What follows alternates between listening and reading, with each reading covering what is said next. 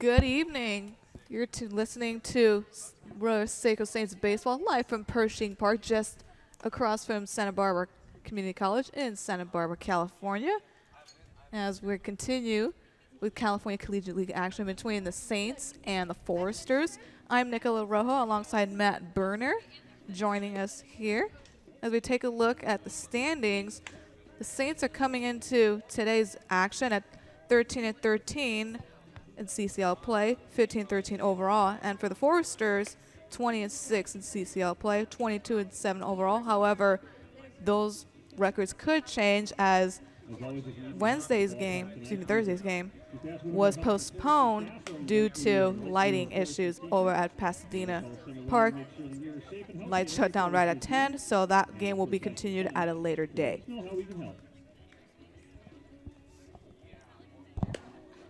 As we take a look at defensive alignment for the Foresters, on the mound is Ryan Bergert, number 30.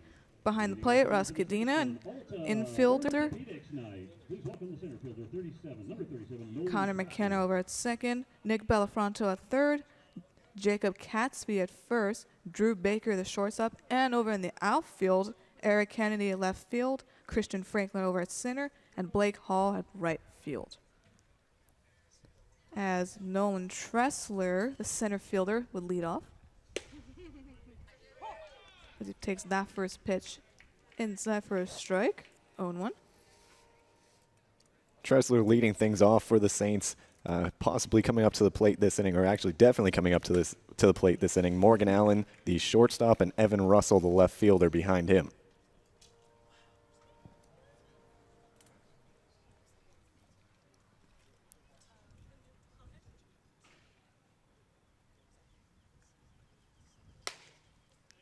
This is high.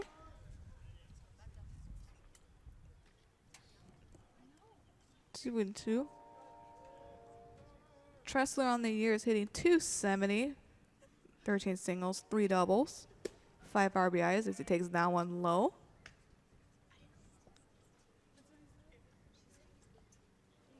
Did strike out 16 times, was hit 3 times, and then stole 6 bases. He swings and misses at that one. 1 down.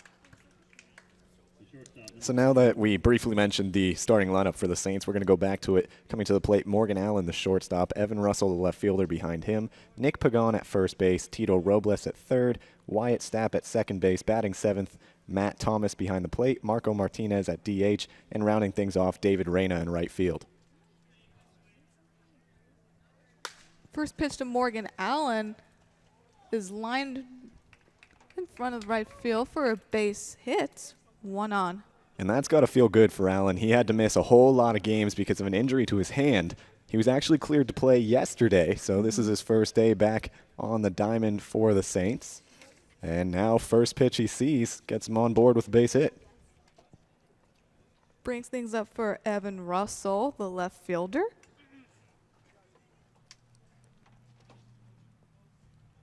Russell, one of 8 prospects who recently played in the CCL's prospect game this past Wednesday, as that pitch is in there, 59 with 9 RBIs, 3 extra base hits.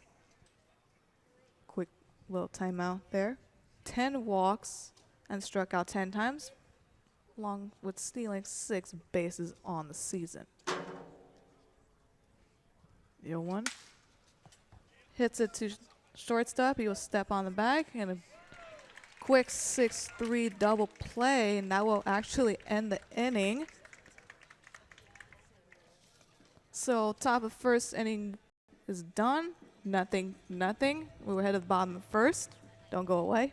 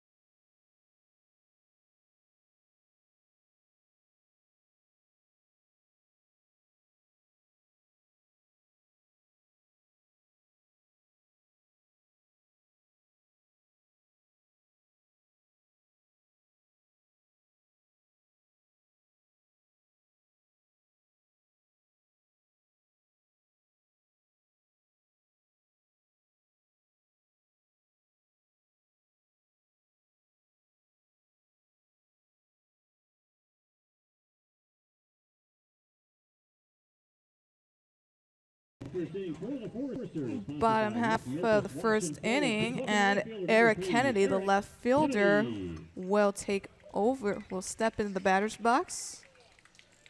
Kennedy leading things off for the Foresters. Following him is Nick Bellafronto, the third baseman, Christian Franklin, the center fielder, Zach Presno, the DH, Ross Cadena, the catcher, Blake Hall, the right fielder, Jacob Catsby, the first baseman, Connor McKenna, the second baseman, and Drew Baker, the shortstop. As Kennedy shows bunt, hits it, but Grant Young with the quick out. To take a look at the defensive alignment for the Saints. Grant Young on the mound, Matt Thomas behind the plate. Infield wise, Tito Robles over at third, Morgan Allen at shortstop, Wyatt Stapp is over at second, Nicholas Pagan at first. In the outfield, Evan Russell at left, Nolan Tresser at center, and David Rain at right. And Grant Young with the little scoop, and 2 outs, both quick outs here for the Saints. Both first pitch outs, both right back to Grant Young on the mound, and those are about as easy of at-bats as you're going to get as a pitcher, from the standpoint of a pitcher, I should say. When you only have to throw one pitch and you get an out, you're always going to take that. Brings things up for Christian Franklin, the center fielder.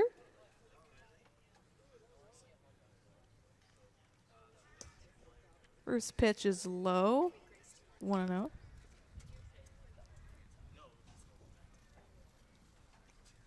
Franklin coming into today's action, hitting .341 as he takes that one for a strike. 2 home runs, 12 runs batted in, 2 triples, 2 doubles, 8 singles, 4 walks, 9 strikeouts, and 6 stolen bases, and was caught twice. As he hits that one straight to Evan Russell for the third out. So a quick 1-2-3 inning here for Grant Young. We will head to the top of the second with no score.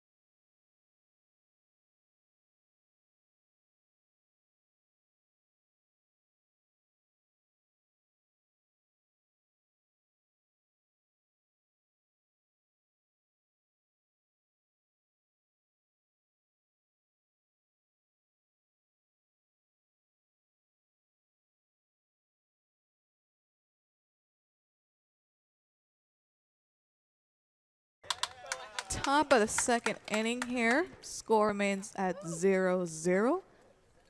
Ryan Burgard back on the mound for the Foresters, looking to get some more work in.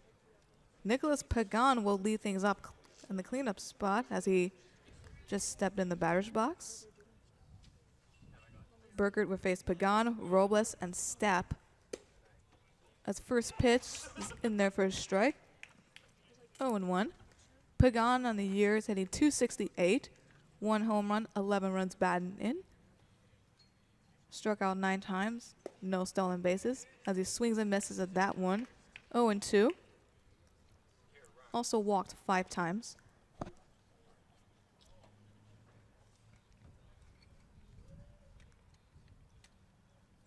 The 0-2 pitch misses low. And Bergert just barely missed his spot there. He was supposed to actually catch the outside corner. Catcher just gave him a little nod of encouragement and threw the ball right back. So the 1-2 this time misses high. Evens the count at 2-2.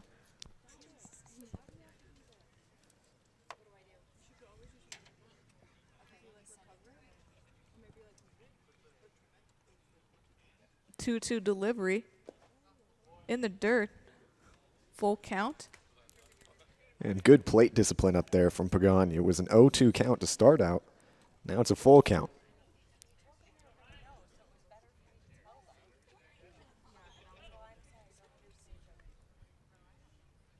Payoff pitch to Pagan. Misses away. And after being behind 0-2, he walks.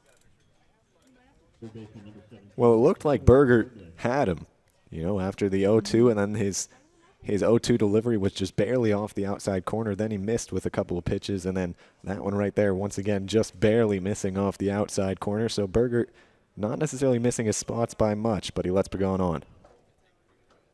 So Tito Robles will step in for the Saints. As the first pitch, catch that inside corner for a strike. Robles struggling on the year, hitting 167 with 4 RBIs. Struck out 15 times. Looking to do some damage here and improve his batting average. 0-1. Misses away. 1-1.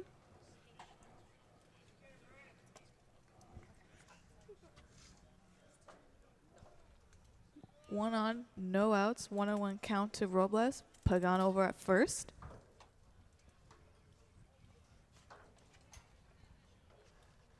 Pagan would take off. And an easy steal as Cadena just loses the ball as he transferred it from his glove to his hand. Easy steal for Pagan. Well, good job there at the plate from Robles protecting the runner, forcing a tough play from Cadena to pop up, grab the ball, and throw it down to second base. Pagan not the speediest on the team, but gets the job done. As Robles tried to check his swing, but goes past the plate, so will strike out and brings things up for Wyatt Stapp, the second baseman.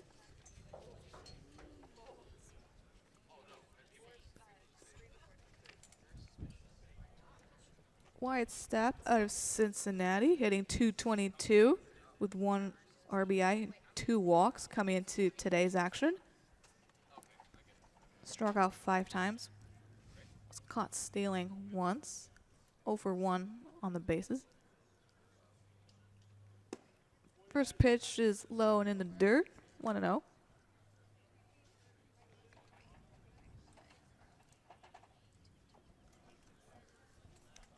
And Wyatt Stapp started his collegiate career at the University of Tennessee, which would have made him teammates with a couple of the guys on the Saints, including Evan Russell, the left fielder. 1-0. This is a way off. 2-0, and Cadena will head to the mound and to have a little quick chat with Bergert.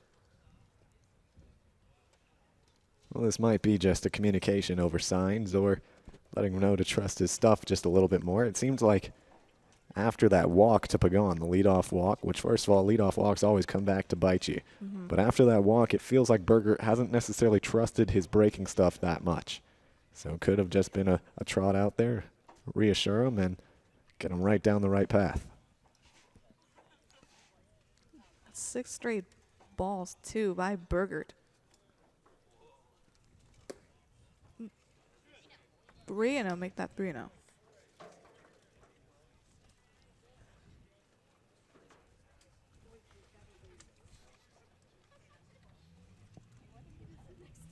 Matt Thomas, the catcher, on deck.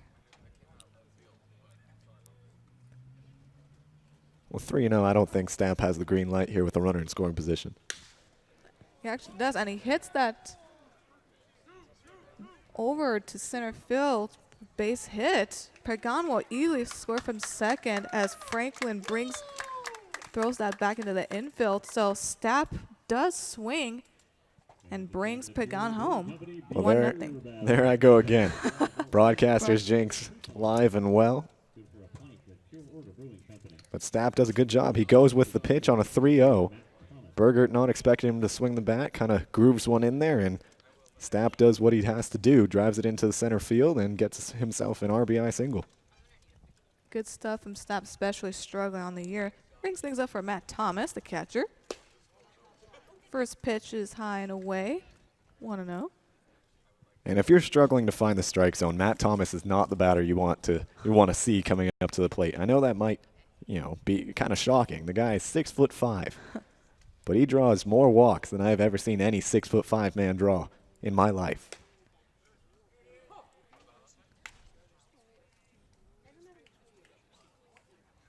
One and one.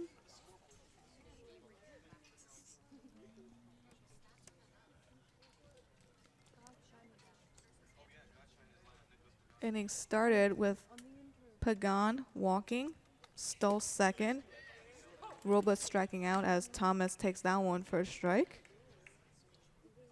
And then Stapp with the 3-0 trigger and to score Pagan from second. And now Wyatt Stapp's over at first with 1 out. And Thomas grounds that to short. And a long throw gets away from the first baseman, Catsby. So Thomas easily reaches.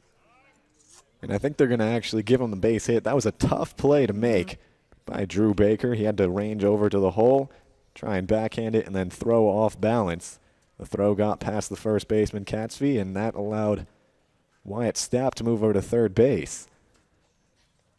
So men on the corners for Marco Martinez, the designated hitter out of Pasadena City College.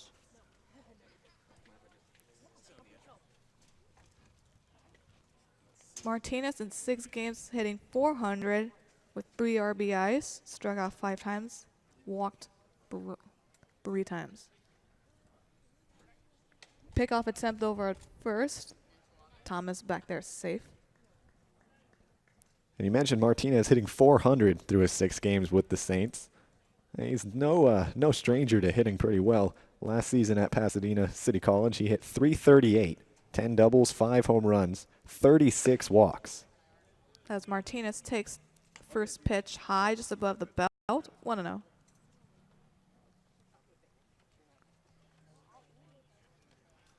Stapp at third, Thomas at first, 1 out. 1-0. Misses high again, 2-0.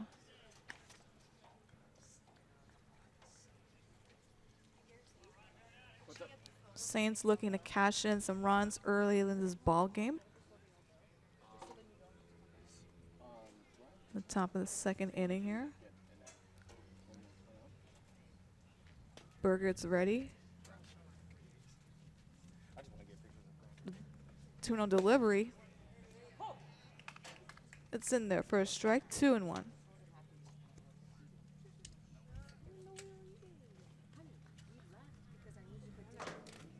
Beautiful day here in Santa Barbara. The sun's shining right at us. Slight breeze. Long look and a timeout.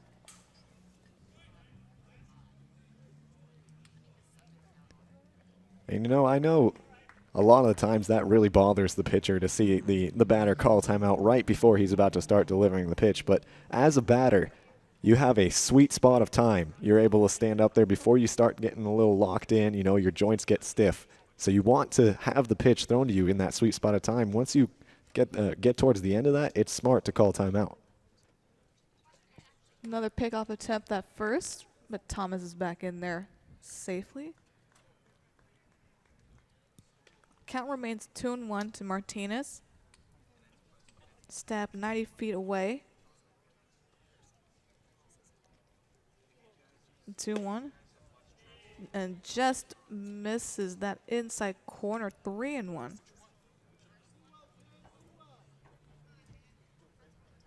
Good hitters count here for Martinez.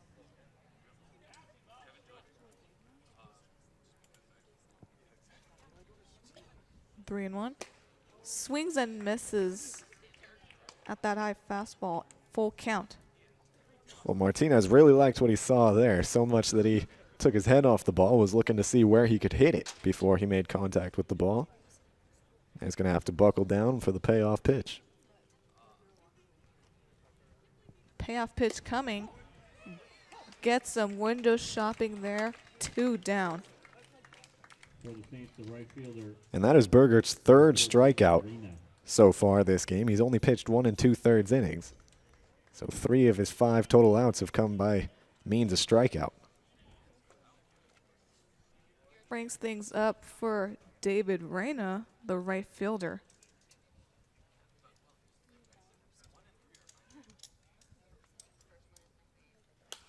Nate fouls that pitch right behind. 0-1.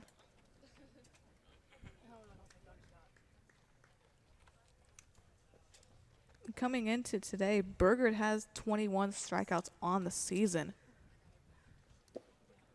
That pitch in the dirt, Thomas will steal, but easy pick off from throw from Cadena, and that will end the inning. So the Saints leave 2 men on, could not cash them in. We will head to the bottom of the 2nd inning with the Saints leading 1-0.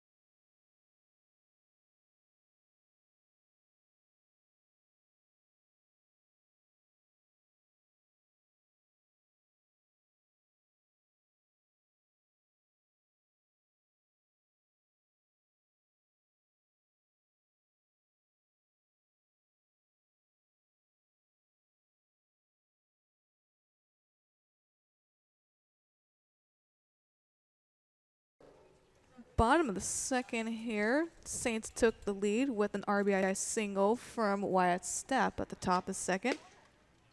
First pitch to Zach Presno, the designated hitter, misses 1-0. Presno hitting .266 with 4 home runs, 17 runs batted in, as Grant Young misses again, away 2-0.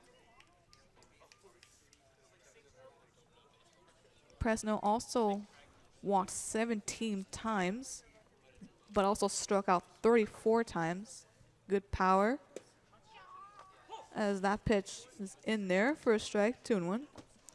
Presno was 1 for 4 at the end of his day on Thursday. Granted, that game was called short after 7 innings, but he was 1 for 4 with a home run and a walk. In the dirt, 3-1.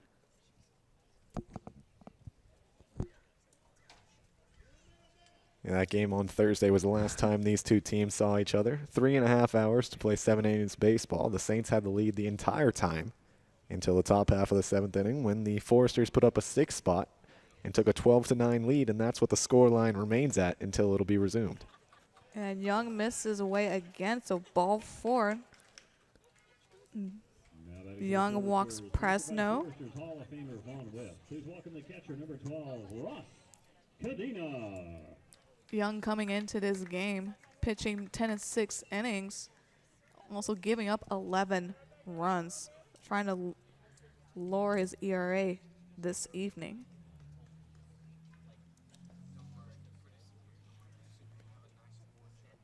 And not have 3.5 hours of 7-inning baseball.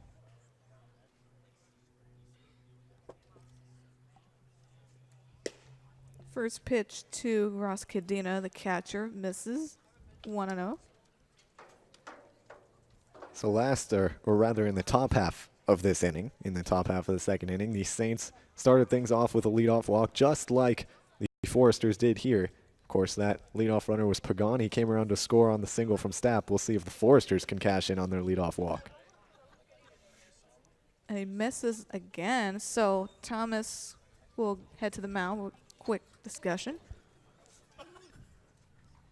Again, Dress Like a Stir will be held after the bottom of the second inning. If you'd like to take part, meet our Forester staff behind. 2-0 to Cadena, hitting .278, After the bottom. 2 home runs, 12 runs batted in, walked 8 times, struck out 17 times, has 1 stolen base, was picked off once.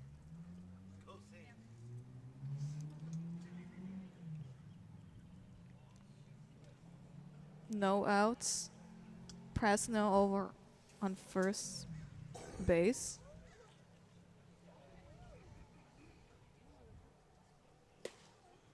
Swings and misses on that one.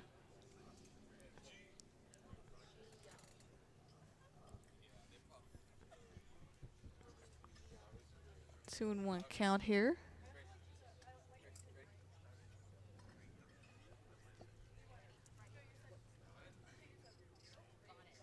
Grant Young takes a look at first, his delivery, and fouls it behind. So Grant Young, who has fallen behind, has just evened up the count here. 2 apiece.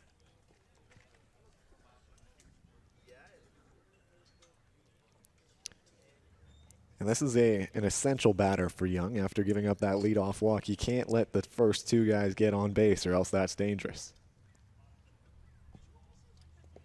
And that ball misses in the dirt. Good block by Thomas to not advance Presno. Full count.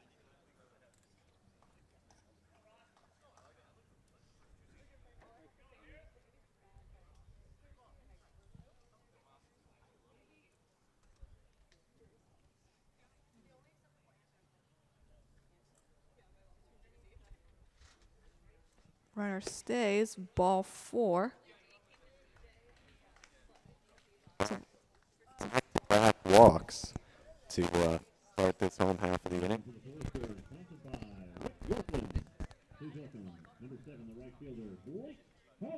So Blake Hall will step in for the Foresters over the right fielder after Young walked the first 2 batters, Presno and Cadena. No outs, 2 on. 1 man in scoring position. First pitch to Hall is inside, 1-0. Hall hitting .270 with 11 runs batted in, 7 walks, struck out 15 times, 4 stolen bases, and was picked off twice. And that ball gets in there for a strike, 1-1.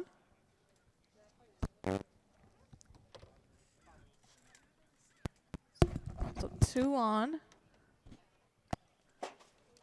Presno at second, Cadeno at first, no outs. Hall trying to tie up this game. 1-1. And catches that outside corner for a strike, 1-2.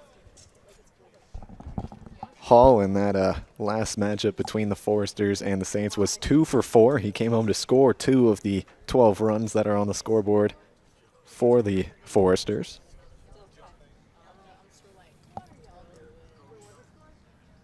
One-two pitch, swings and misses. 1 down. Now batting for the Foresters, also sponsored by Foresters Hall of Famer Vaughn Webb. Please welcome the first baseman, number 8, So Jacob Catsby, the first baseman, will step in with 1 out and 2 on.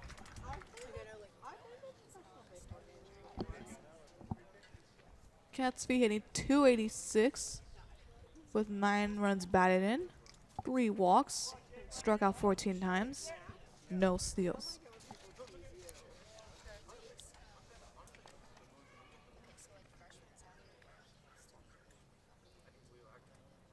And it takes that one. It's inside for a strike. Just catches that inside corner. 0-1.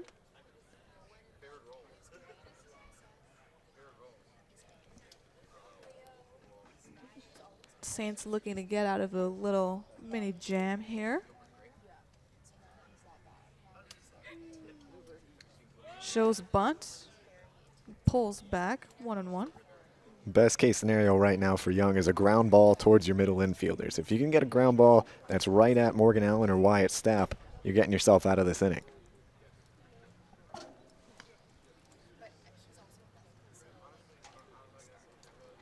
As Young gets a new baseball.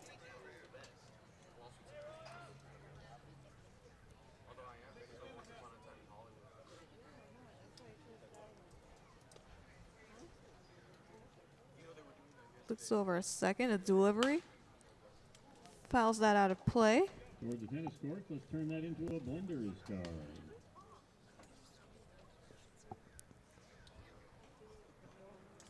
Another 1-2 count. Last time we saw that was the last batter, Blake Hall, who struck out swinging on the 1-2 delivery.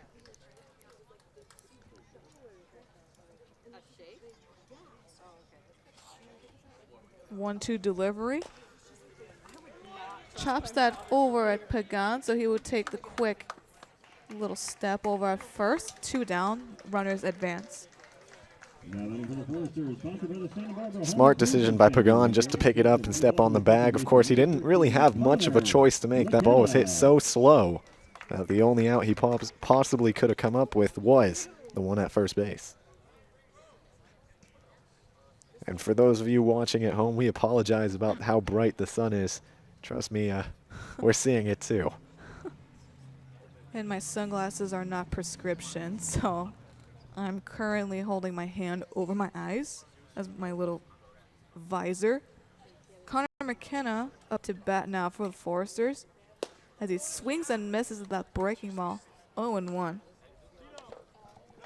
McKenna on the year hitting 284 with 1 home run, 11 runs batted in, walked 5 times, struck out 17, and has stolen 7 bases.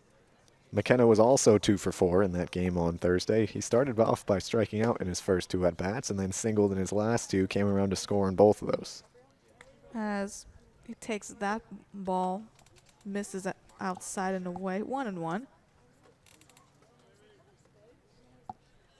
Presno at third, Cadena at second. 2 outs. 1-1. Fouls it back.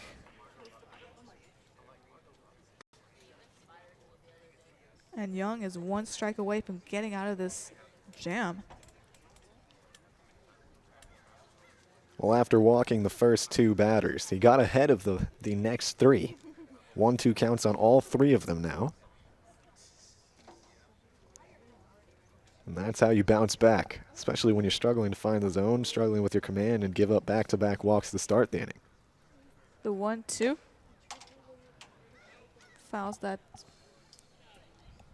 behind.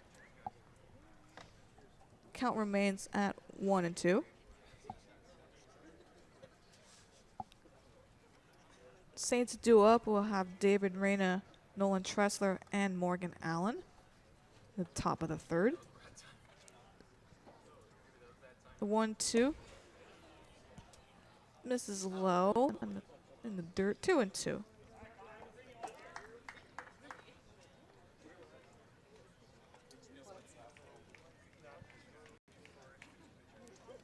Saints are 7 games behind the Santa Barbara Foresters for that first place position in the California Collegiate League.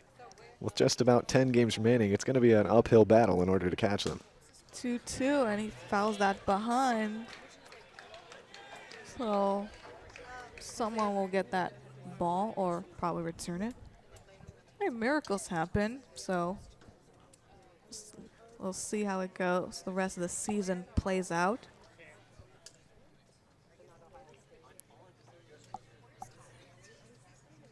Count remains at 2-2.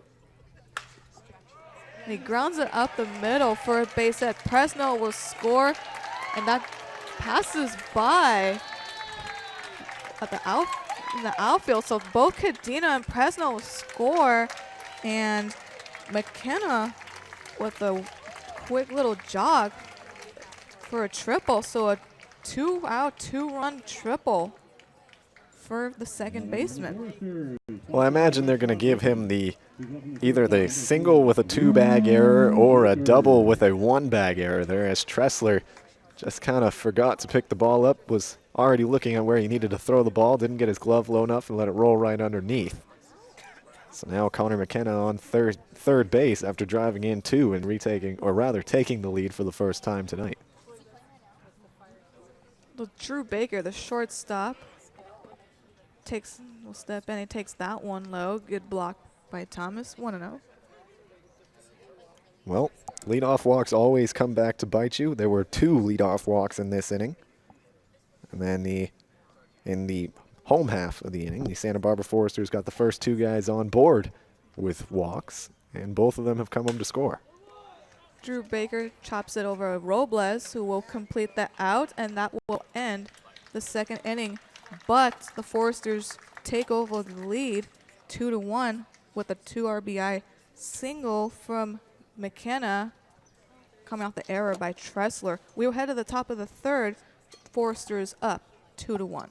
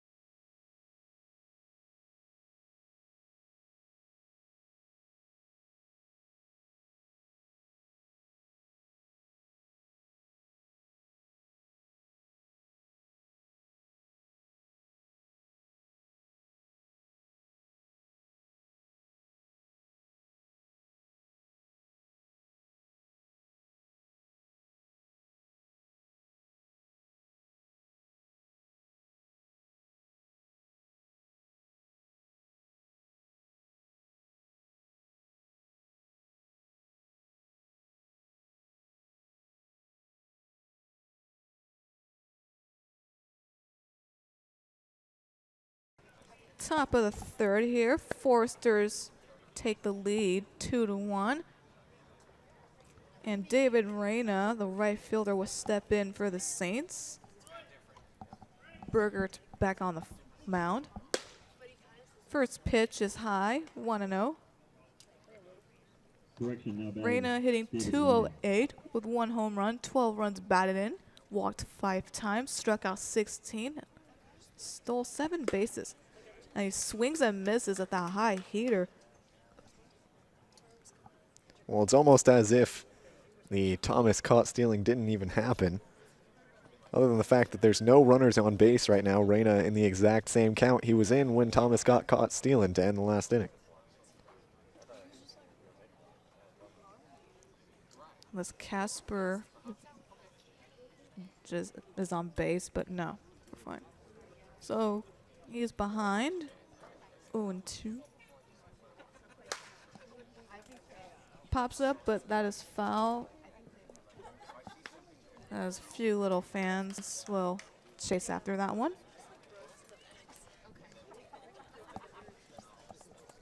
Bergert will face Reyna, Tressler, and Allen this top half of the third inning. And that ball just misses looked like he had him in my view, but Saints will take that. We'll take that. Well, Berger has thrown that exact pitch 3 times this game, and all 3 times it's been called a ball, even though it's pretty close to that strike zone. That ball misses. Just a little bit above the belt.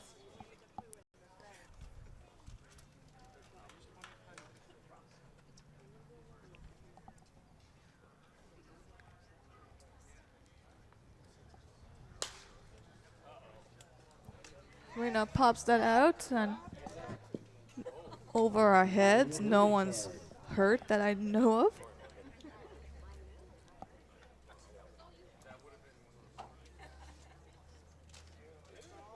So count. So play will remain. Reyna battling here in a pitch little battle. Draws ball 4, misses high. So a leadoff walk for the Saints, and we head back to the top of the order with Nolan Tressler, who struck out in his first at-bat in the first inning. Well, all of the runners who have reached base through walk have come home to score so far this game, and actually they account for all of the runs that have been scored. So 4 walks have been issued so far this game, 3 have scored so far, and Reyna's standing there on first base for the Saints. That was the first pitch to Tressler. It was foul.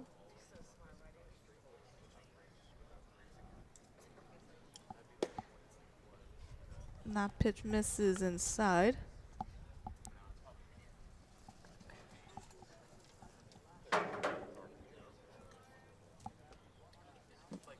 No outs, 1 on.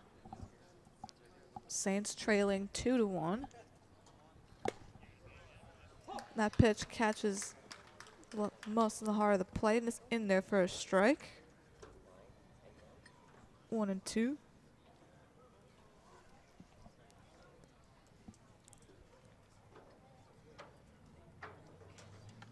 One-two pitch misses low.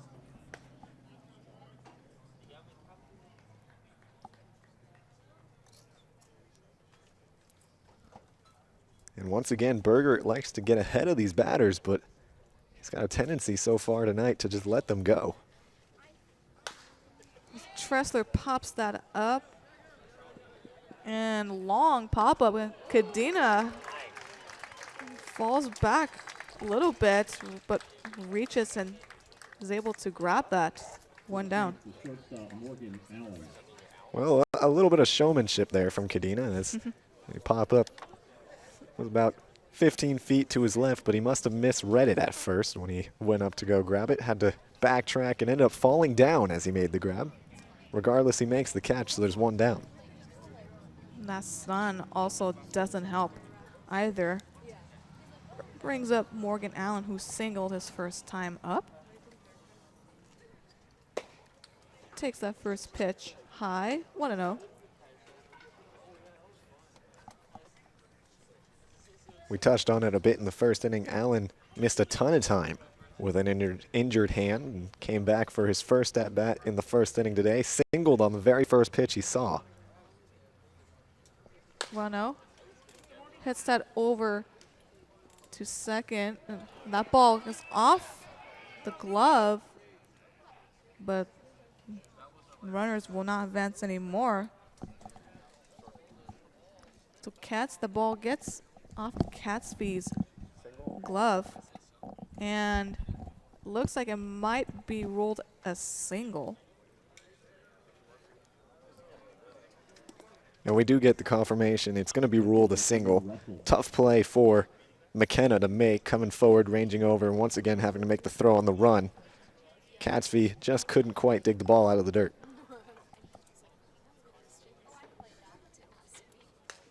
First pitch to Evan Russell, fouls it back, 0-1. Russell ground into a 6-3 double play his last time up. 2 on, 1 out for the Saints. 1 in scoring position, Reyna over at second. Allen at first. The 0-1 delivery. Russell hits that hard, but traces foul. 0-2. So once again, Berger has a batter against the wall. 0-2 count for Evan Russell. We'll see if he's able to finish Russell off, or if he will continue to struggle to find that punch-out pitch. Let's see what the broadcast curse takes us here. 0-2 pitch to Russell. Misses high. And a pickoff attempt over at first. Allen just back in there safely. Foresters fans wanted the out call there, but it was the correct call made over there by the first base umpire. Allen barely able to slip that hand in. So 1-2 count now to Russell, with 1 out in the top of the 3rd inning. Russell fouls that behind. Count will remain at 1-2.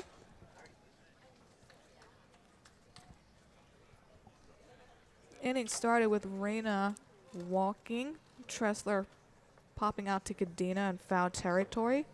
Morgan Allen reaching on a single, the ball that got away from Cat's feet, could not handle that ball. 1-2, and that ball just goes foul. That looked like it was going to be fair, but it goes foul at the last second. Russell misses 2 RBIs by about a foot there. That last second tail on the line drive just puts it about a foot to the left of that third base line, that left field foul line, I should say. Russell probably would have easily been on second base, and Morgan Allen's got some pretty good speed. I can imagine he was going to score from first base on that one. Considering the fact the left fielder, that's Kennedy out there in left field, is positioned more more left center than left field. Would have been a long run to go track that one down. So the 1-2 count. Long look at second. Delivery. Swings and misses after Russell fouls 3 balls. His past pitches, goes down swinging there. Well, it's always tough when you miss such a great hit by about a foot like that, like Russell did.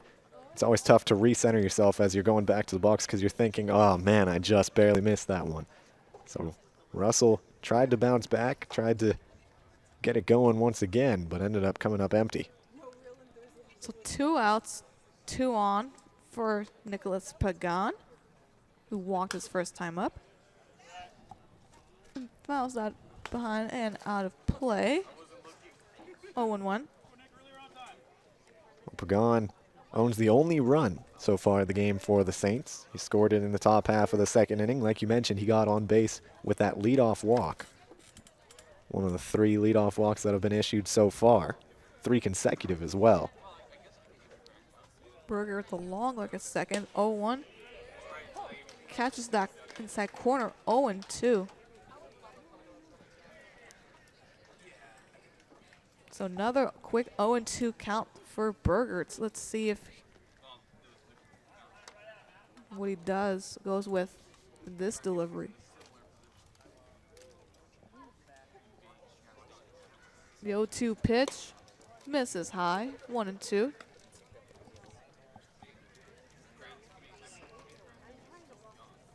Reyna at second. Allen at first. 2 outs. 1-2 count to Pagan. Robles on deck. Saints trying to gain some insurance runs here. Tie the game up. 1-2. And Pagan hits that through the middle for a base hit. Reyna will score easily. And a little collision here with the Cadena as he goes back and steps on it quickly. Quick throw from Franklin. And Pagan ties the game up. So once again, the streak continues. Every single every single runner that has reached base via a walk has come home to score. 4 walks issued, 4 runs total scored in the game, as the game is now tied 2 apiece. So tie ball game here for Tito Robles, who struck out in his first at bat. First pitch swings and misses. Actually got a piece of that one. 0-1. So Allen at third, Pagan at second. 2 outs, 2-2 ball game. The top of the third. The 0-1 pitch catches that top half of the strike zone. Quick 0-2 count. Well, we've mentioned it. Berger has gotten ahead of a lot of batters, but he's also let a lot of them get by, get away. Pagan had 2 strikes on him before driving in that run. We'll see what Robles can do. As he pops that out and is fouled behind and out of play.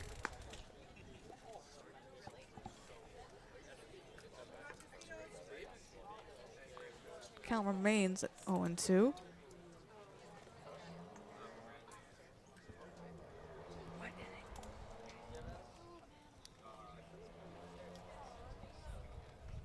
Go ahead, run over at third, 90 feet away, 0-2 count. And get some window shopping there. Strike 3, and that will do it for the top of third inning. But the Saints do tie the game up 2-2 after an RBI double from Pagan. We will head to the bottom of the third inning here. Tie game at 2 apiece.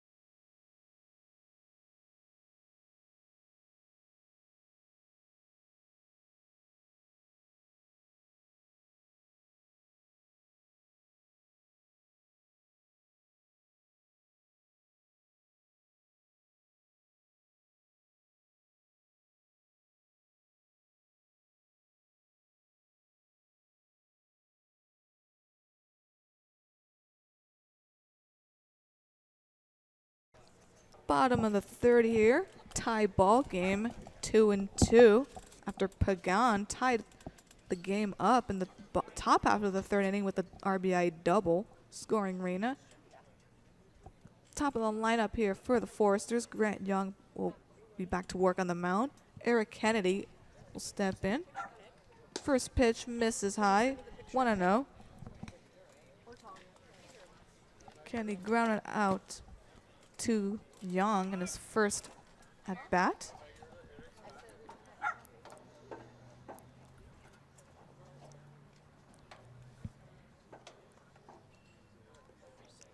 Looks like There's a substitution happening. yeah.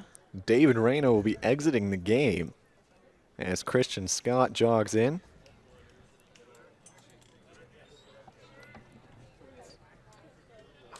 So Christian Scott, as you mentioned, will take over at right field. And that ball gets all the way down the warning track. And that's an easy triple right there as Christian Scott just subbed in. Easy standing up triple as the dimensions here in the ballpark. That ball went all the way to the fence. Easy triple. Well, you know what they say. If you're not ready or if you have any doubts about whether or not you're ready to field the ball will find you. Christian Scott comes in the very first pitch that he's in the game. Line drive right down the right field line, and he's got to go jog and get it. Leadoff triple from Eric Kennedy, and the Foresters are clicking early. Brings things up for Nick Bellafronto, the third baseman, as he takes that one for a strike. 0-1. Bellafronto also grounded out 2 young in this first at-bat. Bellafronto also had a home run on Thursday, one of the 3 Foresters players to leave the ballpark in that 12-9 lead, we should say right now, because that game has not been finalized.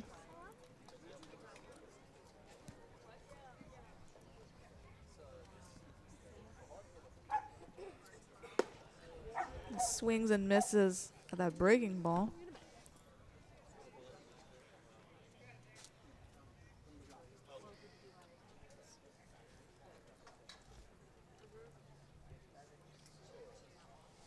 Leadoff man Kennedy tripled down the right field line over at third, 90 feet away. As Bellafronto fouls out just in front of the plate.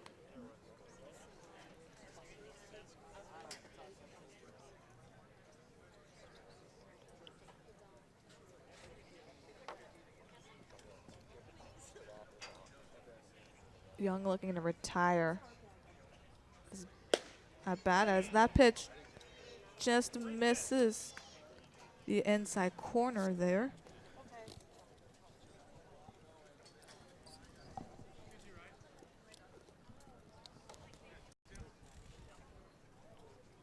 Even count at 2-2.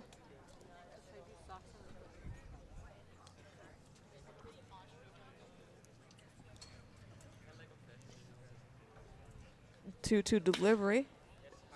Grounds that down the third base line, and that is fair. Kennedy will jog over to home.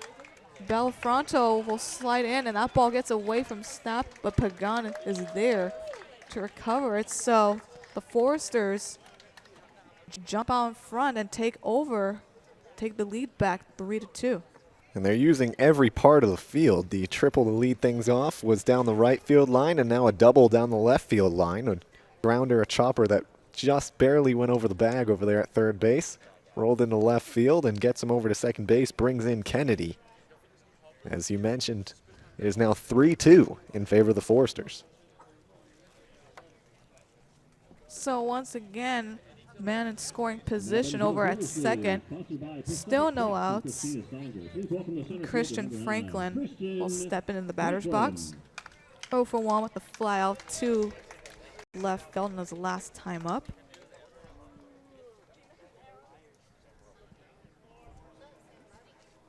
Grace, is there anything? Do you just want me to tell him to come back? First pitch misses in the dirt. 1-0. Franklin, the center fielder, batting in the third spot. Not something you see too often. Most of the time, center fielders are very speedy guys. You'll see him lead off a whole lot. But Franklin, a 5-tool player for this Foresters team. As that pitch misses high this time, 2-0. 5-tool player, just like my favorite player in baseball, Mike Trout. Well, he occupies the same position and bats in the same place in the order, if I'm not mistaken. You're correct, although sometimes he's been hitting second as Franklin pops that up and goes out of play. And Trout's been hitting second a lot too lately, but just behind Otani.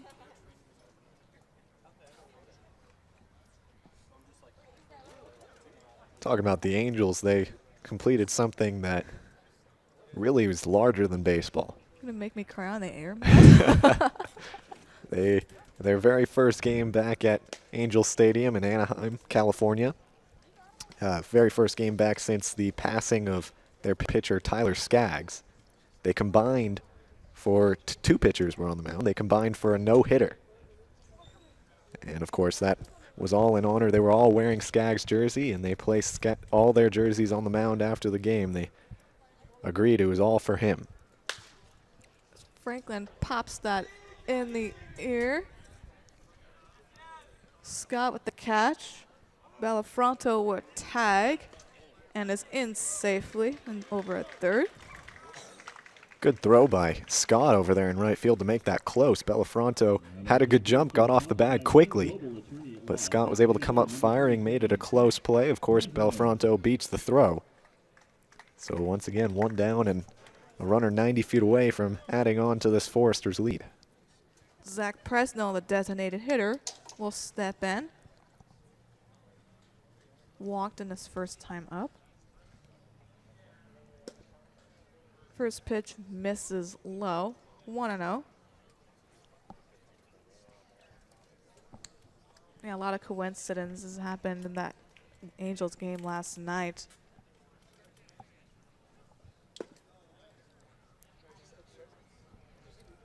Trout hitting a home run, 473 exactly. Skaggs' mother throwing out the first pitch. Would have been 28 today, as that pitch this time catches that inside corner for a strike, evens the count at 1-1.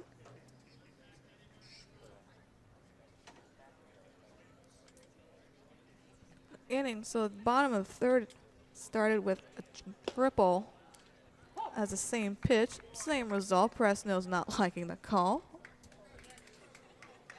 Kennedy started things off with a leadoff triple. Bellafronto scored him with an RBI double, and Franklin flied out to right, tagging Bellafronto up as Young gets Presnell window shopping there. 2 down.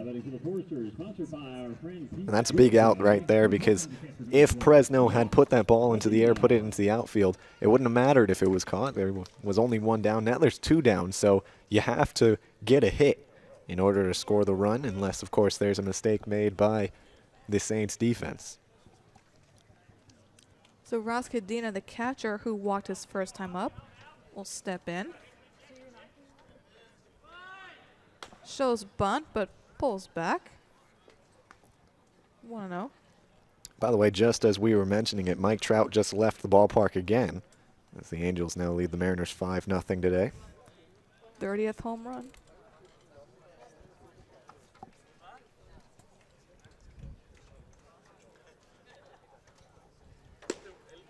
And that ball misses away again. Falls behind here, 2-0.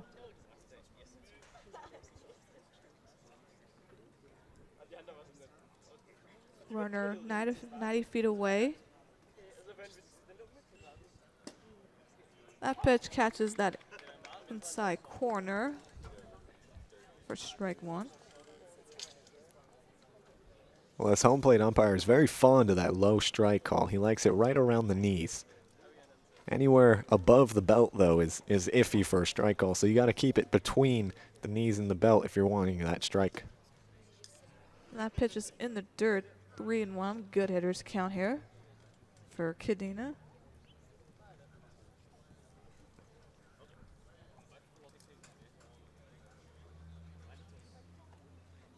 Trying to add some more insurance runs here. Foresters broke the tie.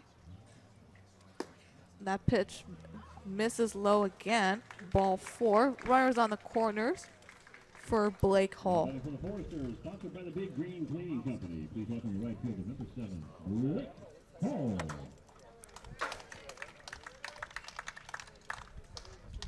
Well, that's the 5th walk issued so far today by both teams. I had previously mentioned that all 4 have come home to score, so we'll see if the streak continues or if it ends this inning. Grant Young 2 down. Runners on the corners, the walk on standing on first base. First pitch to Blake Hall. Goes through as Stapp tries to chase that. One will score. Bellafronto will easily score from third. As that ball goes through the little first base hole as Stapp tried to chase that down, but just out of reach. So now it's a 4-2 ball game. Well, if Cadena, who reached on walk, is going to score, that certainly helps him, moving him all the way over to third base. on that single from Hall. Hall drove in Belafonte there. It's 4-2 in favor of the Foresters. First pitch to Jacob Catsby, the first baseman. Misses 1-0. Catsby grounded out to Pagan his first time up. Cadena at third. Hall at first. And a pickoff attempt, a little rundown. He will throw the third. Cadena will jog back. No, he will fire back. So a little pickle here going, throwing back and forth. But quick little tag right there. And that will end the third inning. But the Foresters will tag on 2 more runs. And here, now they're up 4-2, heading to the top of the 4th. You're watching the Saints on YouTube Live, the official network of Arroyo Seco Baseball.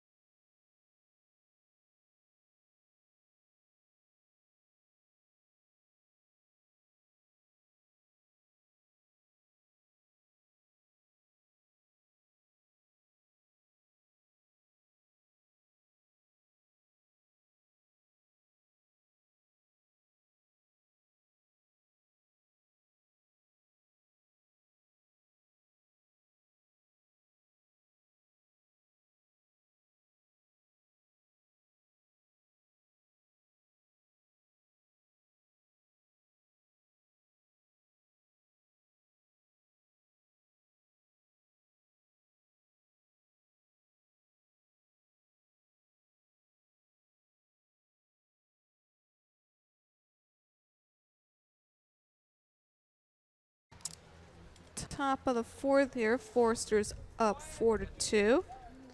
And Wyatt Stepp will lead things off for the Saints. Ryan Berger back to work on the mound. First pitch to Stepp as he fouls that behind. 0-1. Stepp with an RBI single on his first time up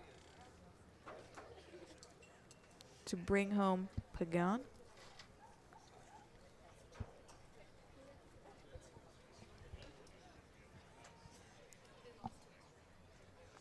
First pitch, grounds it over to first base, Catsby, but it's fouled. Quick 0-2 count here of 2 pitches.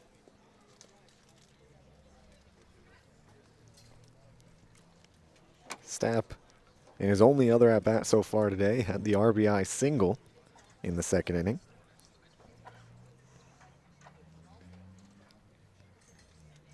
The 0-2 delivery. And Stapp hits that over to center field, but Franklin is there. Takes 2 little steps back. 1 down. For the Pure Order Brewing Company beer batter. A strikeout here will get fans a coupon for a 10-cent pint at Pure Order Brewing Company. Matt Thomas, the catcher, will step in. Another guy who's 1 for 1 so far on the day. He had an infield single in that 2nd inning. Ended up getting stranded at first base. Or rather, actually, he was thrown out trying to steal second. As first pitch pops it up. And Franklin will call off Hall there for the 2nd out. So first pitch Designated hitter number 6, is Marco for the Martinez. 2nd out. 2 quick outs for Bergert in his 4th inning of work. He's certainly happy to be seeing that right now. So Marco Martinez, the designated hitter, will step in the batter's box. Martinez struck out in his first at-bat. takes the first pitch low and in the dirt, 1-0.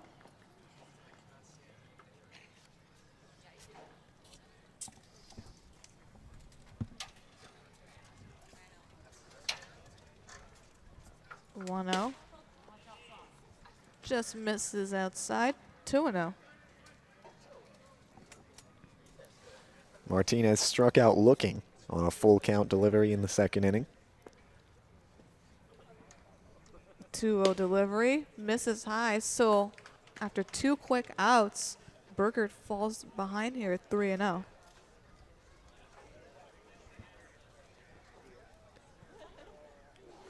Well, in that last half inning, the home half of the third inning, Ross Cadena was the one that was walked. He was stranded on third base. That ends the streak of every single walk coming home to score. As Martinez thought that ball was just a little low, but catches that inside corner for a strike. 3-1 count. And that goes back to that strike zone I was mentioning earlier. He likes those low pitches. This time that one misses below the knee, so ball 4. Runner on with 2 outs, and Christian Scott will make his first at bat here, subbing for David Reyna over at right field. Scott hitting .243 with 6 runs batted in, walked 3 times, struck out 17 times, has 7 stolen bases, and was caught stealing twice. First pitch is outside, misses 1, and Cadena will head to the mound for the talk. Scott, another one of those Tennessee products.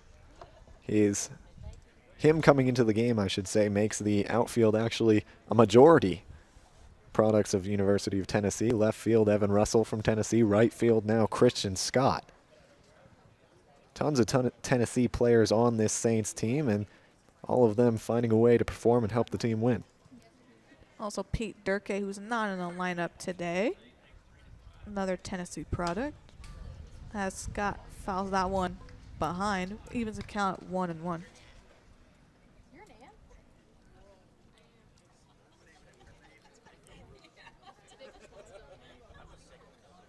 Top of the 4th inning here. Saints trailing 4-2. 2 outs. Martinez at first, drawing a walk.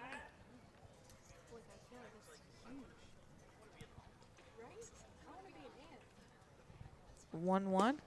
Scott swings and misses. 1-2.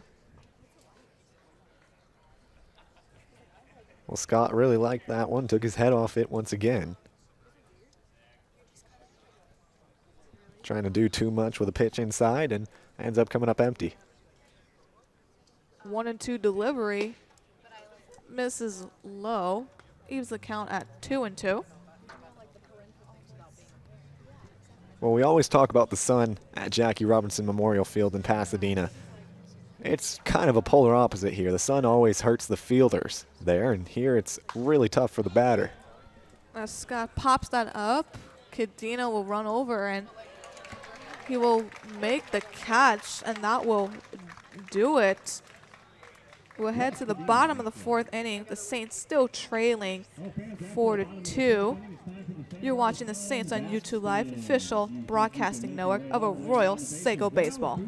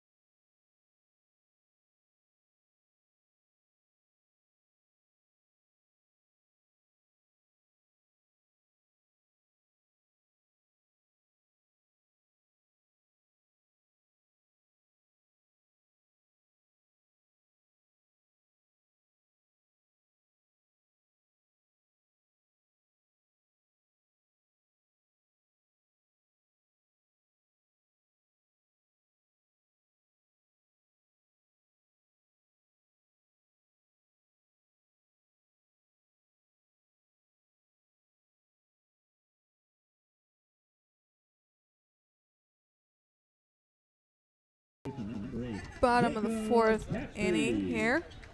Saints trailing 2-4. Grant Young back on the mound. He will face Jacob Catsby, Connor McKenna, and Drew Baker, the bottom half of the lineup for the Foresters. Catsby grounded out in his first time up. He was up to bat in the last inning, bottom of the third. But Katina was picked off in a little pickle, ending the inning, so he is back up. Grounds it to Pagan with an easy dive and a nice diving play, and good hustle from Young will get the first out. And that's a really good play from Pagan, trusting his pitcher to cover the bag.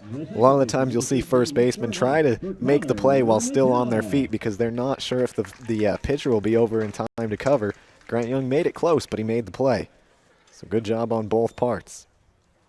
Brings things up for Connor McKenna, the second baseman,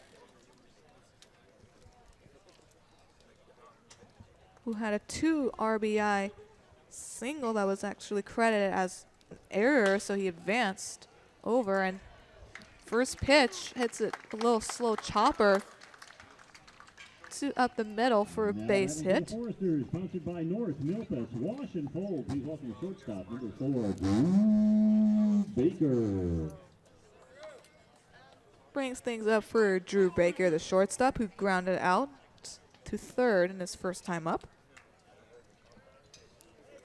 Baker moved from that leadoff spot on Thursday now to that second leadoff spot, I guess you could classify it. Him hitting in the 9 hole so far today.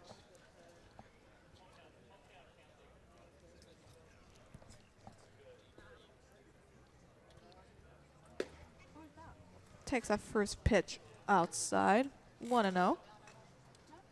He was 1 for 4 on Thursday night. Had a walk as well. Was stranded on first base. Both times he reached base, though. McKenna with 7 stolen bases coming into today. As that ball misses high and out of Thomas's glove, but no advancement from the runner.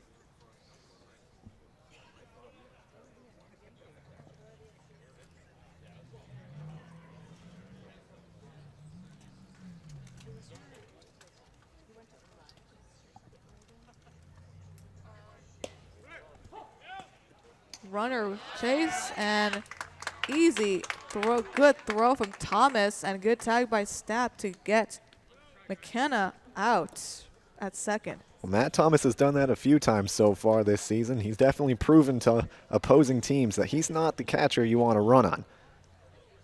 He has multiple times throughout the season gunned guys down so badly that there was no even reason to slide.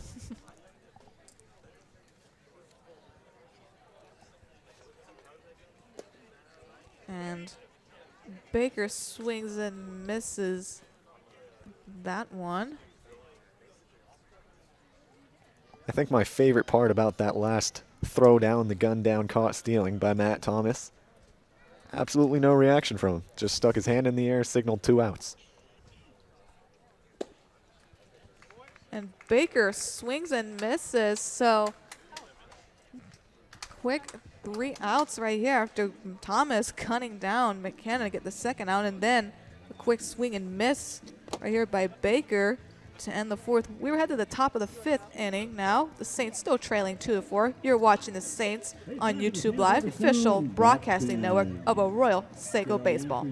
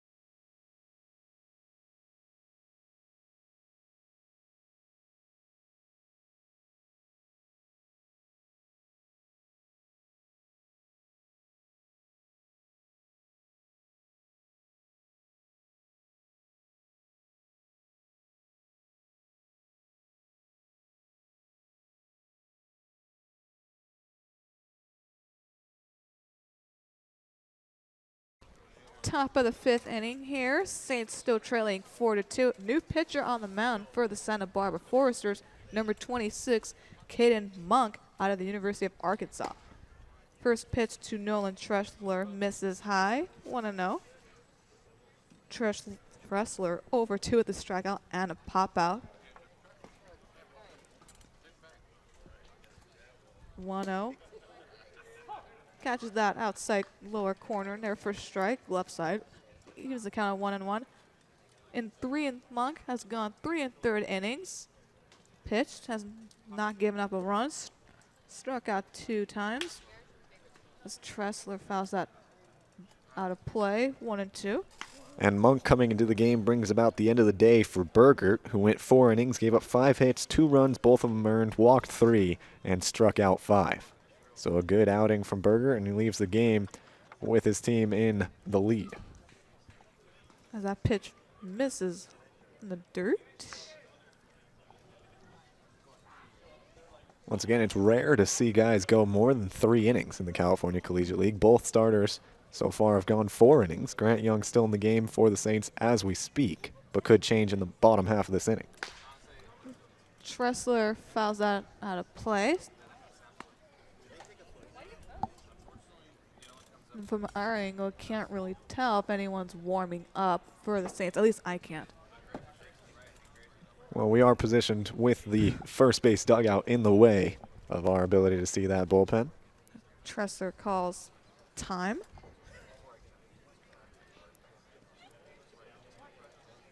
Saints duo will be Tressler, Allen, and Russell, top of the lineup. Tressler pops that up. And Baker with the catch, 1 down.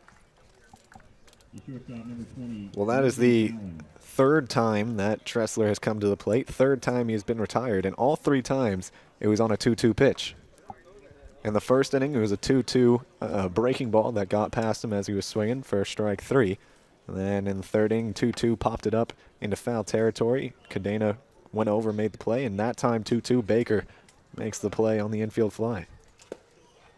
Brings things up for Morgan Allen, who takes the first pitch low, 1-0.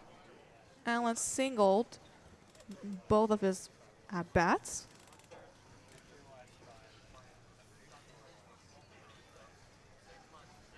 The 1-0.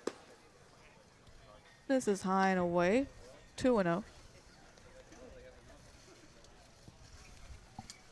Saints looking to build some little bit of momentum here, trailing 2. 2-0. And Allen hits that through the first base hole for a base hit, as Blake Hall thought about throwing it quickly to first, so he was charging in that one, but just throws a routine over at second to McKenna. And Saints got 1 on and 1 out for Evan Russell. And that moves Morgan Allen to 3 for 3 on the day, 3 singles. So Allen in his first game back from injury, having a good one at the plate. First pitch to Russell, in there for a strike, catches that top half part of the strike zone, 0-1.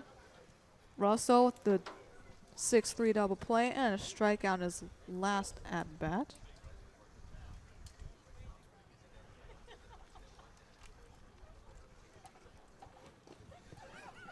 Allen stays over at first. Good block from Cadena. Count at 1-1. And ladies and gentlemen, make sure you guys stay tuned for the top half of the 6th inning. Andy Garriola will sit down with us and we'll have a brief chat with him about what life is like as an outfielder / designated hitter for the Arroyo Seco Saints, especially as one chosen for the CCL prospect game. As Russell takes that one for a strike. 1-2 also. 1-2 count. And Allen was off, but that ball was fouled out of play and a broken bat as well.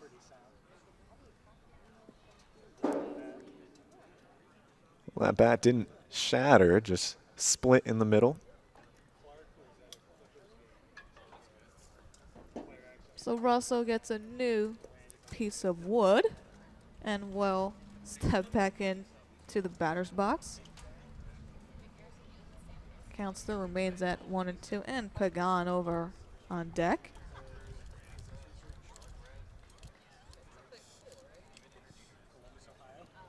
One down.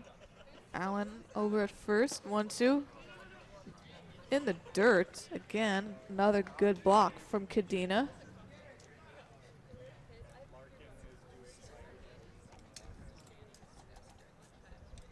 Even count now.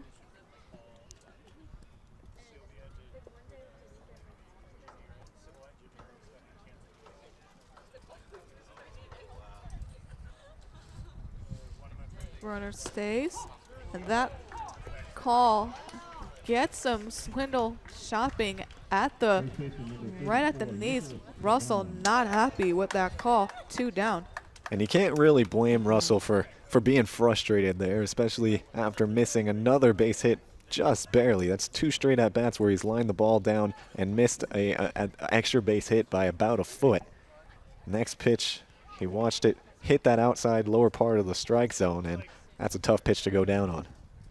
So Pagan steps in, and first pitch is in the dirt. Cadena with another block. They're 1-0. Pagan with a walk scored and an RBI double.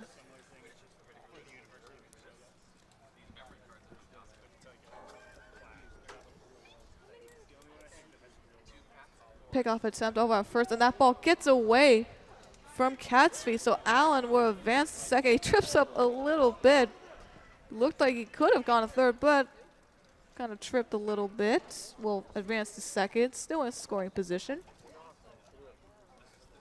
And Allen can't do anything but smile a little bit. It looks like he might be in a little bit of pain, actually, as he goes down towards the bag. He's moving at the right ankle. That would be a devastating loss for the Saints if Allen goes down again. Once again, we mentioned this is his first game back after suffering an injury to his hand. Looks to be okay.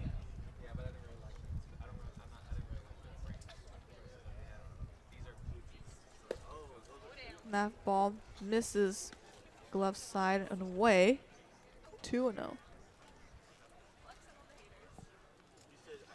Tito Robles on deck. Saints looking to cut the Foresters' lead. That ball misses in the dirt, and Cadena looks to be in a little bit of pain himself. He's a little shaken up. That one bounced off the plate, must have caught him in an unfavorable position. He looks like he's going to be okay. A little limp as he gets up, but he's going to try and walk it off. The trainer for the Foresters comes out to have a quick chat with him, ask him what's hurting and whether or not he can play through the injury. Looks like he's reaching down towards his right ankle, and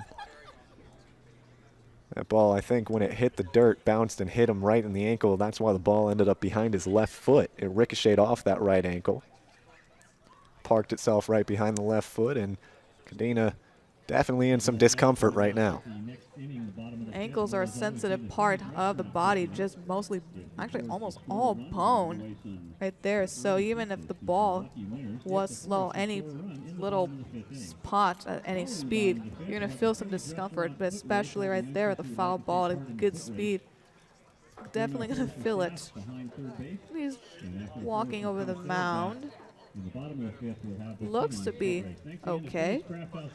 Well, he gets a thumbs up from the trainer and he gives one right back. So he's going to continue in this game, and you got to applaud him. Catchers take a beating. Catcher is probably the most brutal position to play in baseball. Not only do you have to squat the entire game, but foul balls, you're the first person to take them. That's why they give him all that gear, but that gear only covers about 60% of the body. As Cadena gets applause from the audience, respectful claps, and Coach Bill Pentard for the Foresters will return to the dugout. So play will resume here. Pagan will step back in. 2 outs, man in scoring in position at second. A ball misses in the dirt. Ball for ball 4, so Pagan draws a walk. 2 on for the Saints for Tito Robles, who struck out twice. Third baseman number 17. And Robles has Tito struggled at the plate this entire season for the Saints. He went from being a everyday starter at third base for them to kind of struggling to stay in the lineup. Yeah, the player out of Azusa Pacific is going to be looking to earn his spot back, and he's got to turn it around so far this game. As you mentioned, over 2 with 2 strikeouts. As takes that one low, 1-0.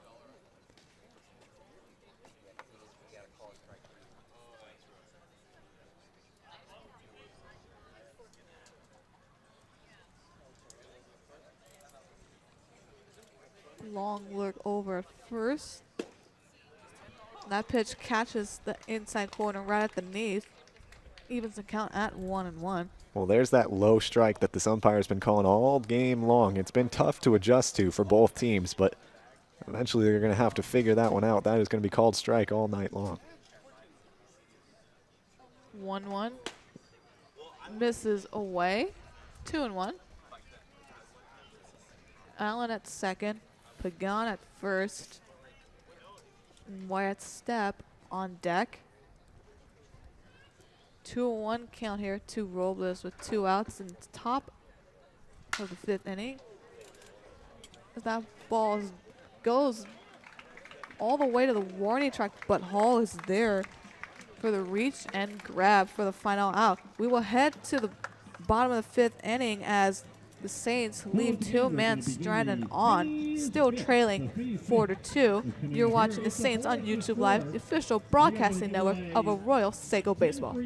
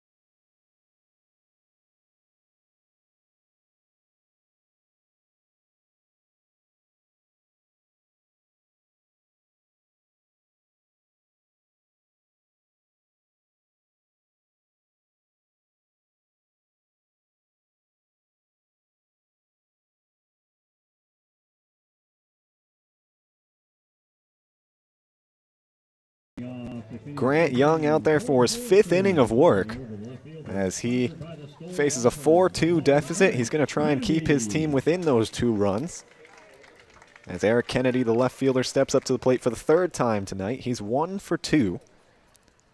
Tried laying down a bunt on the very first pitch he saw of the game.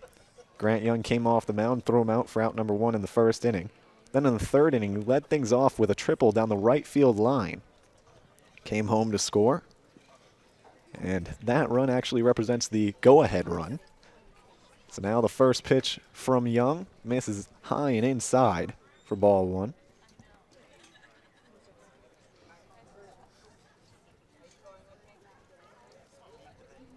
Kennedy, one of the 2 Foresters to have an extra base hit so far this game, as the 1-0 misses inside once again for ball 2.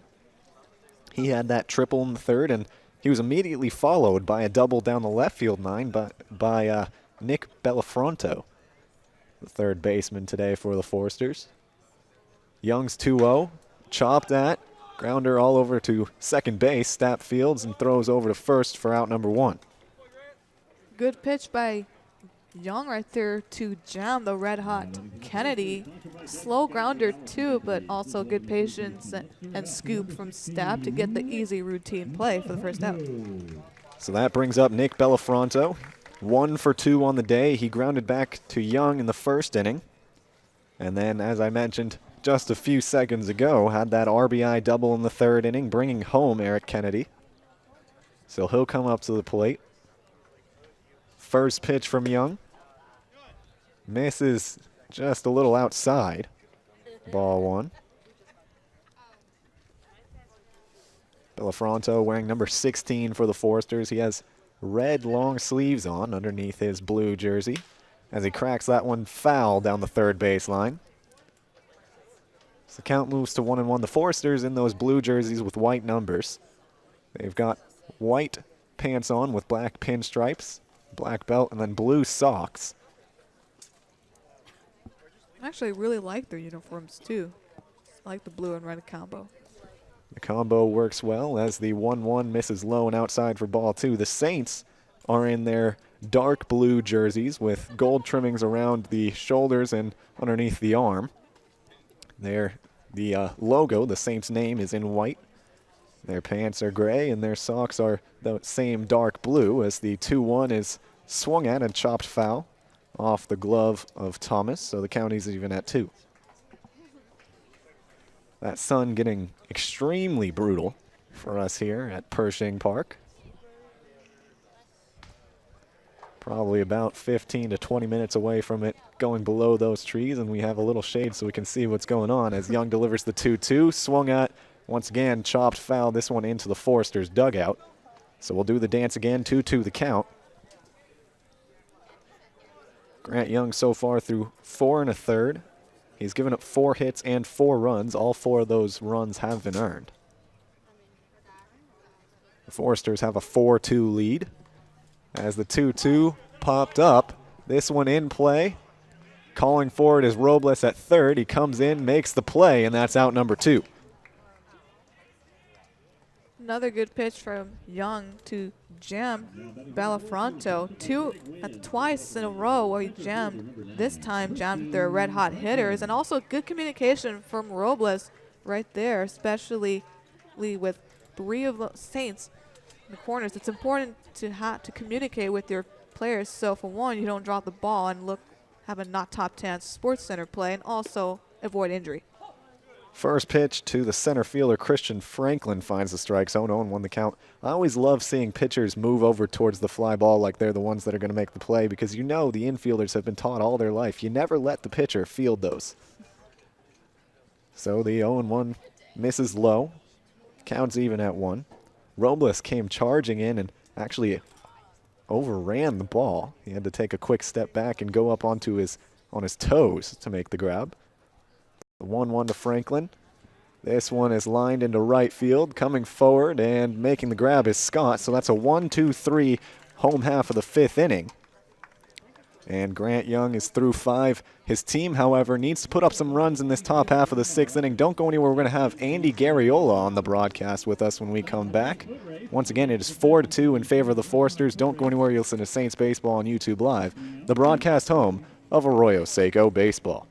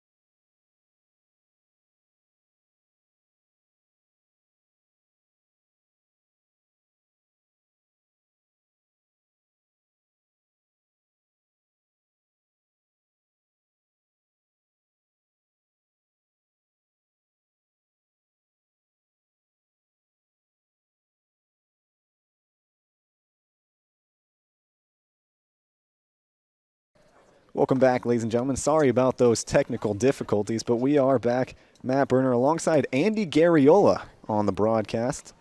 Leading things off for the Saints was Wyatt Stapp. He reached base thanks to a walk, and now Matt Thomas is at the plate. Andy, how are you doing today? I'm doing great, Got the off day today. Just chilling, supporting the guys, talking in the dugout.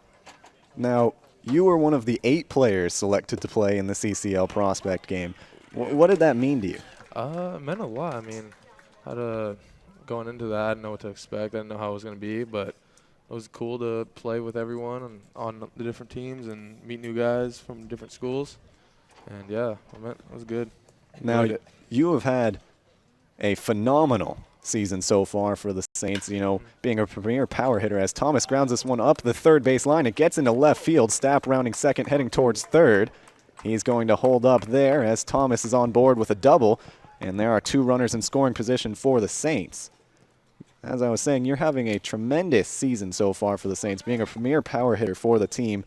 I believe you're among the league leaders in home runs. What do you credit your season to? I mean, you had a pretty great year at Old Dominion as well, if I'm not mistaken. Has it been, just consistent success, or have you changed something recently? Well, it's definitely my hitting coach from school for sure, because when I got there, I was pretty lost, being an incoming freshman and trying to adjust to college pitching. And then he helped me, guided me along the way, and fixed my swing up with a few things and went from there, and then just carried that on even to playing for the Saints this summer. So it's all pretty coming together. Well, you mentioned, you actually just touched on it. You just finished your freshman year there at Old Dominion. Yep. And you put up a pretty formidable stat line. I'm going to read to you what it had on the site. You batted .328, 19 doubles, 10 home runs, 2 triples, 62 RBI with a .937 OPS. That's a pretty solid season, especially for a freshman. Usually when you see a freshman come in, that jump from high school to college baseball is really tough. What was the biggest adjustment you had to make?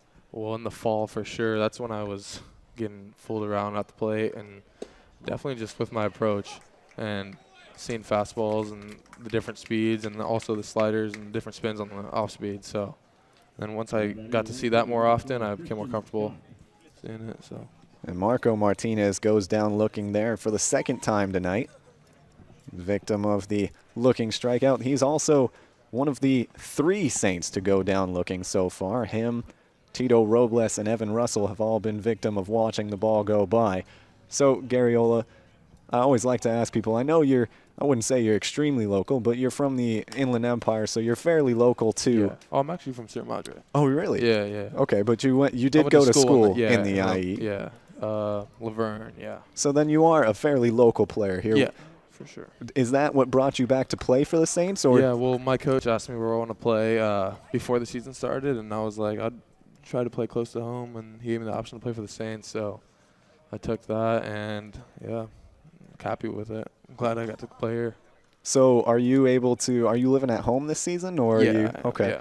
And, what kind of difference does that make? I mean, you see a lot of these guys coming from out of state, having to live in dorm rooms and stuff like that. Yeah. How do you think that has affected your season?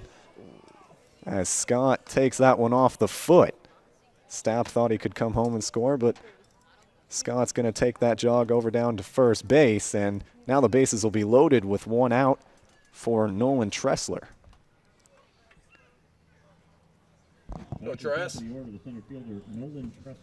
So, sorry, just to touch back on that last question, how do you think living at home has made you more comfortable, or, you know? Oh, definitely. I mean, having my home-cooked meals and stuff, getting to bed, sleeping in my own bed, working out when I please, and that's definitely a big difference because I knew the struggle this past year in college, living in a dorm with roommates and stuff, and the lack of sleep you get, and just a bunch of other shenanigans that go down. I know it.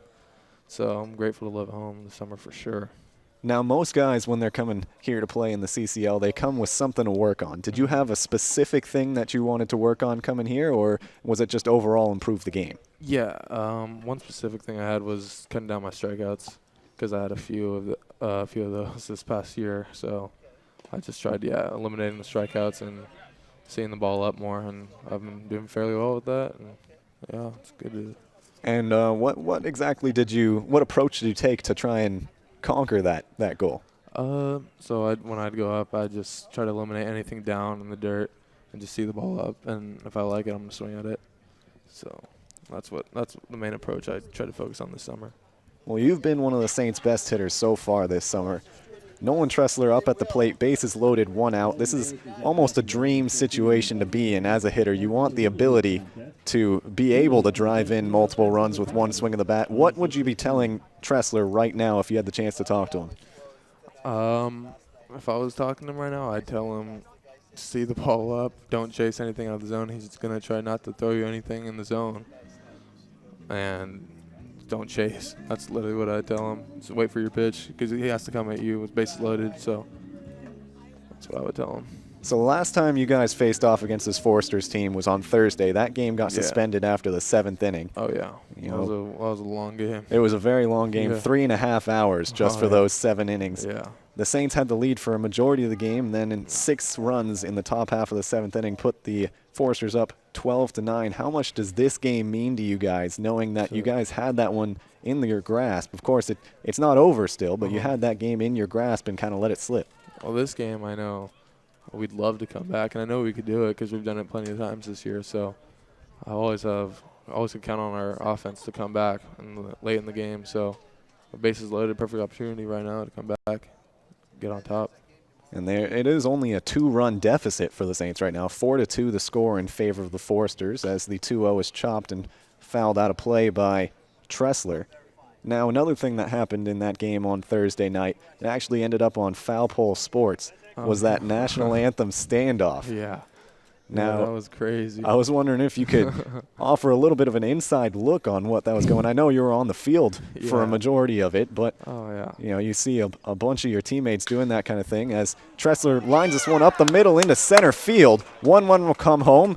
Thomas chugging towards the plate. He will score standing up as the throw goes towards the backstop, and Scott is going to stop at third base. So Tressler has a 2 RBI double, and the score is even here at Pershing Park as it is now 4-4. The Saints come back just like you mentioned. We talked about Tressler up at the plate with the bases loaded, 1 down, and in a perfect situation to tie things up. He heard you and he got the job done. Yep. Now, oftentimes, it takes a long time to gel with your teammates. Maybe not necessarily too long of a time, but in summer league ball, you don't have that long with your guys, How long did it take before you guys truly started gelling and working well together as a team? I would say maybe the first 1 or 2 weeks that we had together, we started collabing a lot and just getting to know each other better, and we're all friendly dudes, so we all like to play the game hard and fun and relaxed. So that's really how we came together as a team and started winning ball games and having fun.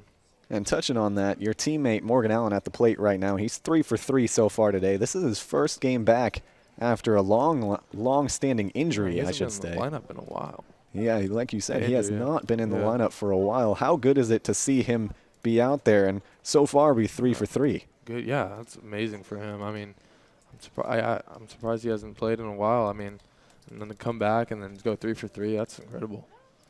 So I'm going to ask you, we're going away from the baseball questions here a little bit. I'm going to ask you a question I like to ask every single person that comes on the broadcast with me. If you had one pregame meal you could have before every single start, what would that meal be? Well, the meal I've been having literally before every game is Italian sandwich from Roma's in Pasadena. And I literally pick 2 of those up every day and before the game and then just chow them down throughout the whole game. And what's on that Italian sandwich as Allen goes down swinging? It's prosciutto, salami, provolone. I don't know the other meats, but it's lots delicious. Of protein. Yeah, lots of meat, lots of protein. It's delicious. Whoever's listening should definitely go out there and get themselves one of them. Well, it's always funny, we bring the players on in the top half of the 6th inning. We try and get them on every single time in the top half of the 6th inning, and we talk about food because I'm not gonna lie, we love food. Everyone loves food. Yeah, Everyone loves to talk about food, but also baseball can be a semi-long game, and as broadcasters, you don't have a whole lot of time to eat. So most of the time, what's on my mind by the 6th inning is what I'm going to eat after the game. Yeah. So that's why I love talking about food, and I love getting new ideas of what to go grab. What to go grab, yeah. If I'm going to tell you to go get something, I'm definitely going to recommend Roma's Market. Go get Italian sandwich. Roma's Market, all right. Yep. So we're going to bounce back now to the baseball questions. You've seen some innings at designated hitter. You've seen some innings in the outfield, and if I'm not mistaken, you've actually seen some innings at first base as well so far this season. Yeah, not the best innings, but still got to play there. What is your desired position? What is your favorite position to play? Definitely outfield. Outfield? I played there every inning the last season, so felt really comfortable playing there, and then carrying it on to the summer. I still feel comfortable with it, so that's definitely my primary position. And what would you say is your strength in the field out there in the outfield? I would say definitely my tracking the ball down. I'm not the fastest guy, but I feel like I get pretty decent reads on the ball and track them down well. So I'm actually surprised by that answer. I thought you were going to go with your arm. Oh, yeah. As that one is chopped over towards shortstop. Coming in and making the play for the final out of the inning was Drew Baker. But the Saints add 2 and tie this game up. Garriola, thank you for coming on the broadcast with us. We really appreciate it. And we're going to head to the home half of the 6th inning. Score is tied 4 apiece. Don't go anywhere. You'll listen to Saints Baseball on YouTube Live, the broadcast home of Arroyo Seco Baseball.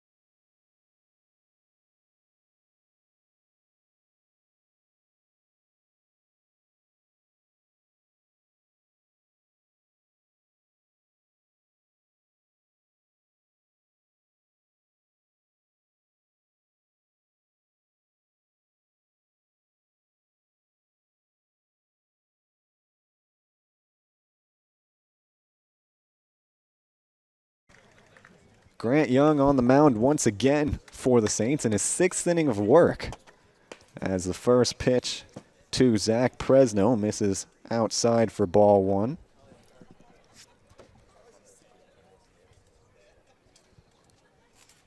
The Saints put up 2 runs in the top half of this 6th inning. As the 1-0 finds the outside corner for strike 1. That's that outside pitch that's been called consistently so far in this one. The Saints, as I was saying, scored 2 in the top half of the 6th, left 2 on, though. Either way, the score is now tied 4-4 as this one's grounded in between short and third, gets into left field. Coming forward is Russell. He'll field it and throw it back into the infield, but on board with a leadoff single is the designated hitter, Zach Presno. And Presno just has a lot of power. And generally, very good contact hitter. He was able to stay put on that one as not a bad pitch, but it got too much of the plate, and its hang time was a little bit on the higher side, so which resulted in for no out single. So that brings up Ross Cadena, the catcher. He's reached base twice. He does not have an official at bat on the game. He has 2 plate appearances, walked in both. The first time he came all the way around to score. The second time he was stranded on third base. That was in the 3rd inning. This is his first at bat since then. Takes a swing at the first pitch, fouls it straight back, so the count's 0-1. Grant Young, as I said, out there for his 6th inning of work. He's given up 5 hits, 4 runs, all 4 earned.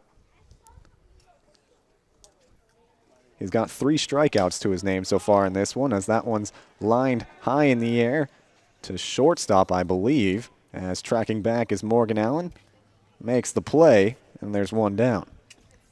Sponsored by a restaurant open. Please welcome the right fielder, number 7. The sun has finally set here at Pershing Park, allowing you guys to see a little bit more of the action on your screen. It's a little tough to get you guys a perfect view of the ballpark, unfortunately, because of the chain link fence and how it's set up. But on your screen, you're able to see Grant Young on the mound, Matt Thomas at catcher, and of course now Blake Hall coming up to the plate for the Foresters. Young's first pitch to Hall, outside for ball 1. Hall 1 for 2 on the day, struck out swinging in the second, singled in the third. Was stranded at first base though in that third inning. As now he swings at the 1-0. Comes up completely empty on the breaking ball though, and the count's even at 1. You know it's a good pitch when you get the hitter to cross up his ankles a little bit. Some action going on right now in the Foresters bullpen. They've already had 3 pitchers enter this game, including the starting pitcher.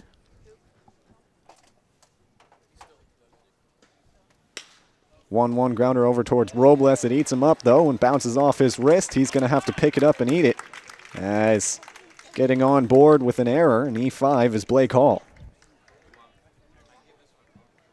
And it looked like it was just a simple grounder to third. Very playable for Robles, but unfortunately just couldn't handle that cleanly. And as we said, it bounced off his wrist. And good decision not to throw over the first for any more damage. So now there's 2 runners on, 1 down here in the 6th inning. Presno on second base, Hall on first, and Jacob Catsby swinging through the first pitch he sees. Counts 0-1. Right now, if you're Grant Young, you want another ground ball, hopefully this time towards your middle infield. Makes it easier to turn to. Catsby batting in that 7 hole, the first baseman. He can run though. Not the fastest player on the team, but he can definitely make a ground ball tough for the infield, as the 0-1 is popped up in play. Foul territory. Robles goes over, makes that play, and now there are 2 down. So that'll bring up Connor McKenna, the second baseman, who's 2 for 2 on the day. He had a 2 RBI single in the second inning. Ended up making it all the way over to third base after the ball rolled underneath Tressler's glove. Excuse me, couldn't get that one out. Tressler's glove in center field. Ended up stranded there at third base. And then, of course, in the 4th inning, he notched his second single. He was caught stealing by Matt Thomas, though, and that led to only 3 batters coming to the plate in the 4th. So now with 2 runners on, the first pitch to McKenna in the dirt, going towards third is the runner. Presno advances to third, but having to stay at first base is Hall, so there will be runners on the corner. And a good decision by Thomas to not throw it at third, as Presno was easily already safe.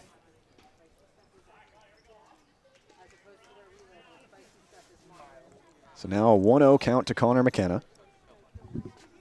The second baseman for the Foresters watches that one find that low part of the strike zone, right around the knees. As Matt Thomas collects his thoughts, thinks of the next pitch to throw. Gives Young the sign, and Young agrees. The 1-1 out of the stretch, popped out of play down the right field line, so that will move the count to 1-2. Once again, that's Presno standing on third base. Blake Hall is standing on first. Connor McKenna at the plate with a 1-2 count. Ball game is tied 4 apiece between the Saints and the Foresters.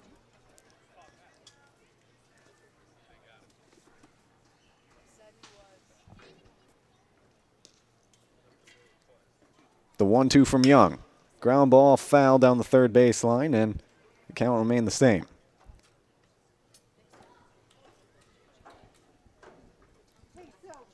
Man, so far this game, Young's doing a nice job overall. He's battling back. Yeah, sure, he gave up 4 runs, but he's remained consistent in his pitches. His velocity is still up there despite being later in the game. He's being consistent and he's confident. He's showing that here so far. Pickoff attempt over there to first base. Getting in easily is Hall. That was more of a reminder that Young could see him, the left-hander on the mound. Didn't even really think about the runner on third base. He knew Presno wasn't going anywhere. So once again, McKenna steps up to the plate. The 1-2 delivery. Lined into left field. That one's going to drop. Coming home to score easily is Presno. And that's an RBI single off the bat of McKenna, who now moves to 3 for 3 on the day. Again, that pitch just hung up too high and gave McKenna time to collect himself and get an easy single to left to easily score Presno. And although that is frustrating for Young on the mound, that one will not go down as an earned run. The error made by Robles could have made their 3 outs before that play even happened. So that run will be counted. It's 5-4 Foresters, but it doesn't go against Young's ERA. First pitch to Baker, gets some swinging, popped up behind the bag at first base. Going back is Pagan. He makes the play, and that's out number 3. So the Foresters add 1 on. They reclaim the lead. It's 5-4 in favor of the hometown team. As we head to the top half of the 7th inning, don't go anywhere. You're listening to Saints Baseball on YouTube Live, the broadcast home of Arroyo Seco Baseball.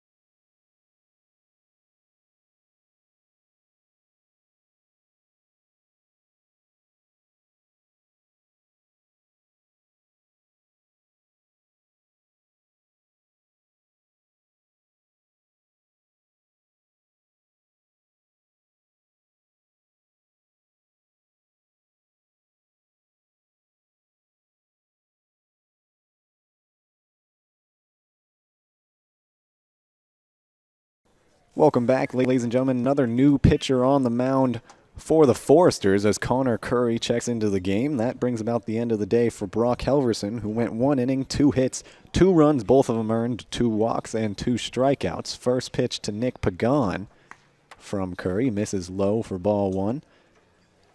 Helverson replaced Monk after the 5th inning. Monk went 1 inning, 1 hit, no earned runs, no runs in general, 1 walk and 1 strikeout. Pagan takes a hack at the 1-0. Comes up empty, and now it counts even at 1.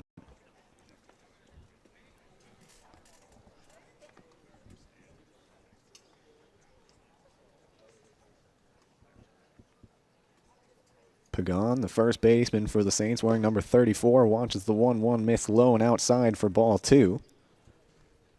He's 1 for 1 on the day with 3 plate appearances. He has an RBI single. That was in the 3rd inning. And he also walked twice. He scored a run on his first walk and was left at first base in the 5th inning on his second walk. As the 2-1 finds the strike zone, breaking ball finds that inside part of the plate. It counts even at 2.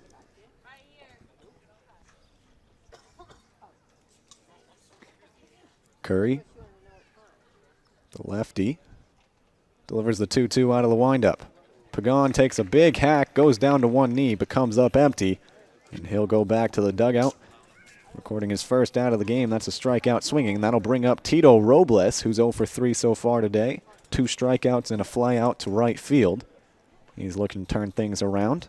That was a good strikeout from Curry right there. You know your pitch was good if you got the batter to bend the knee there. And swing and miss, of course. First pitch to Robles, just barely missing for ball 1.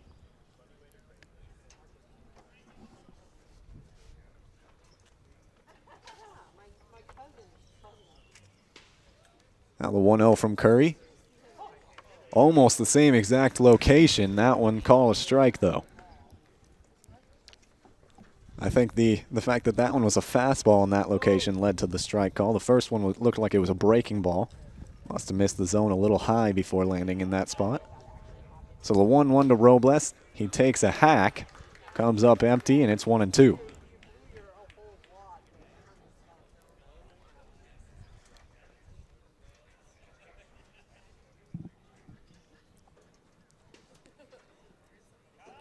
Once again, Curry on the mound. Forsters have a 5-4 lead. The 1-2 to Robles. He thought about going around, held it back. The appeal doesn't do the Forsters any good. So the count moves to 2-2. Coming into tonight, Curry has struck out 7 in 5 1/3 innings. The 2-2 from Curry. Swung at and lined foul out of play. So we'll do this dance again. 2-2 the count. Please bring that back for a Blunders card. Thank you.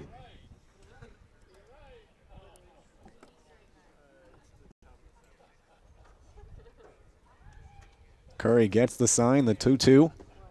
Low and in the dirt for ball 3.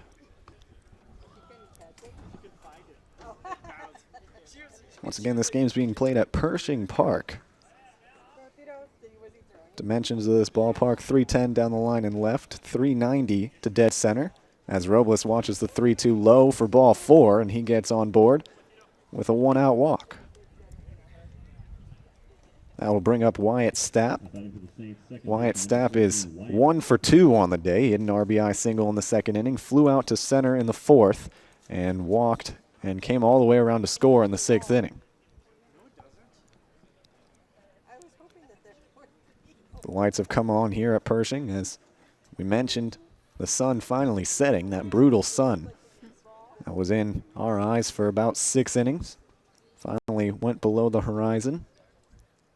First pitch to Stapp in the dirt, gets past Cadena. Advancing to second is Robles. He's going to think about it, but have to head right back to second. He thought about going to 3, but Cadena was good, getting back and getting on top of that baseball. Now there's going to be a timeout called as he wants to go have a chat with his pitcher.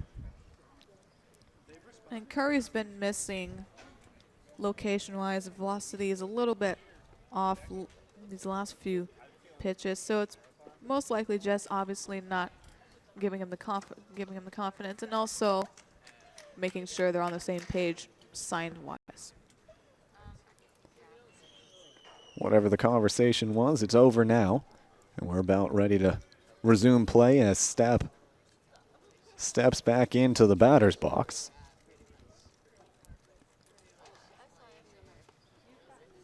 Another timeout called as Stapp didn't like the way he entered. So he redoes it. The 1-0 now from Curry. Pitching out of the stretch. The lefty delivers. Swung on, fouled straight back, and the count's even at 1.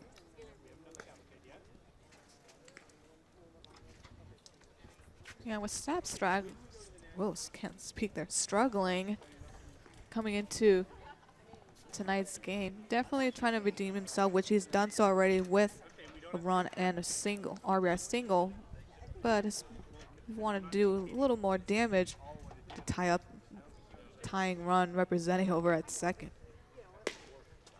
The 1-1 to Stapp finds the strike zone. Fastball right in there on the knees. This counts at 1-2 now. Curry came in to pitch the 7th inning against the Saints on Thursday night. Put them down in order. As now he delivers the 1-2 to Stapp. Low and outside for ball 2.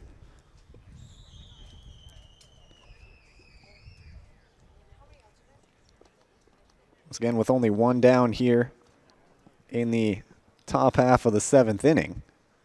Stapp's got Tito Robles standing there on second base, who reached by walk. 2-2 count. Stapp watches that one in the dirt, and Curry once again struggling to find the strike zone. Stapp's also doing a good job here, not blinking or flinching at those pitches.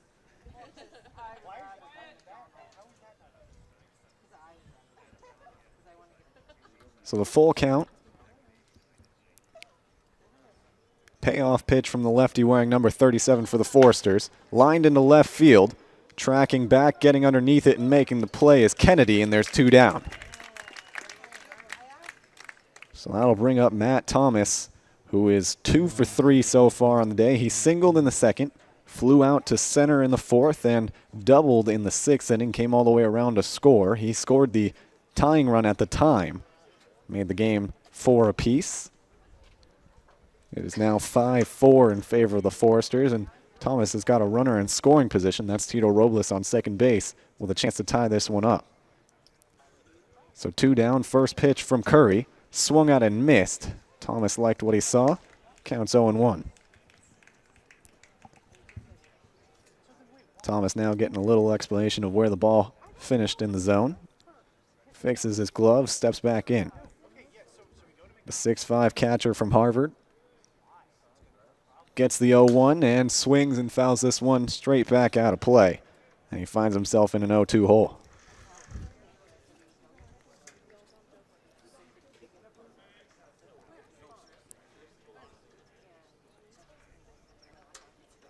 Thomas back in the box. Curry back on the rubber. The 0-2. Thomas swings and misses at a ball in the dirt. He will go down swinging as the tag is applied. And that'll bring about the end of the top half of the 7th inning. The Saints threaten with Robles standing on second base, but they strand him. As we'll head to the home half of the 7th inning, it's 5-4 in favor of the Foresters. Don't go anywhere. You're listening to Saints Baseball on YouTube Live, the broadcast home of Arroyo Seco Baseball.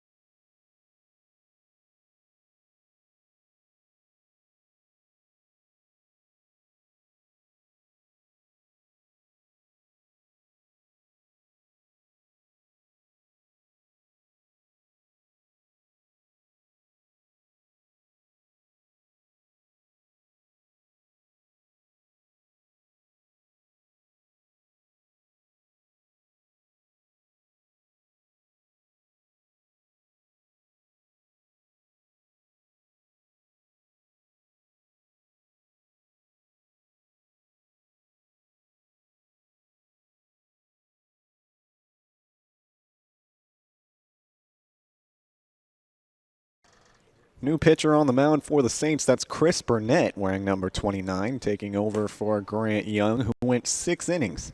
Gave up 5 runs, only 4 of them earned though. Had 3 strikeouts and 3 walks on 7 hits. First pitch to Eric Kennedy, missed for ball 1. Now Burnett, the righty, delivers a pitch. This one's lined deep right center field. Tracking back is Tressler. He gets underneath it and makes the play for out number 1. Kennedy almost had it right there. If he hit it a little more towards the barrel of the bat, it probably would have been gone right there. So that'll bring up Nick Bellafronto with 1 down here in the home half of the 7th inning. 1 for 3 on the day. Had an RBI double in the 3rd inning. His team up 5-4 over the Saints. Burnett sets on the mound. Delivers the first pitch. Just a little too high for ball 1.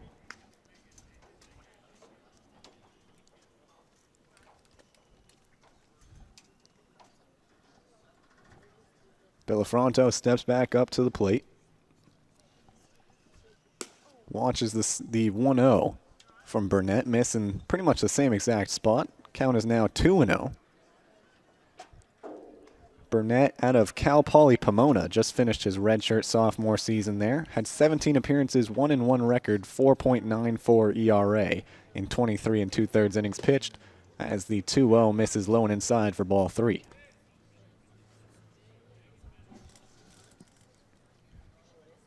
Something that Burnett needed to work on coming here to the Saints was his control issues. He had 17 strikeouts, 13 walks in last season with the Pomona. As that one is lined deep left field and way over the wall. You can forget about that one. Bellafronto leaves the ballpark, and it's 6-4 in favor of the Foresters. And that pitch is not the best one right there. Location-wise, it was decent, but unfortunately, it hit that ball hung too much time. Got a lot of the plate, and with Bellafronto's unique approach, starting with his his front foot a little bit behind his back foot, and then with that high knee kick, is able to follow through left field. And with left field only 310 feet, you can kiss it adios easily. So Christian Franklin comes up to the plate. First pitch to him finds the strike zone, 0-1 the count. Bellafronto now has 2 home runs in 2 games. Well, I should say 2 home runs in the last week in 2 games against the Saints. He homered on Thursday night, 2-run shot, and this time hits a solo shot out to left field. The 0-1 misses low and outside for ball 1. Game in 3 quarters, you can say, I guess. So now with that solo shot from Bellafronto, the score is 6-4 in favor of the Foresters as this one's lined into center field. Tressler has to jump up after the ball takes a weird hop. He's able to catch the ball off the bounce and gets it back into the infield, so that's a single off the bat of Christian Franklin, and that'll bring up Zach Presno, the designated hitter. Once again, 1 down here in the home half of the 7th inning, and the Foresters have already added on to their lead thanks to that solo shot off the bat of Nick Bellafronto, the 5th-year senior out of Stanford. Now Zach Presno comes up to the plate. Presno, the junior from Fresno State University, takes a big hack at the first pitch he sees from Burnett. Comes up empty, though, and the count's 0-1.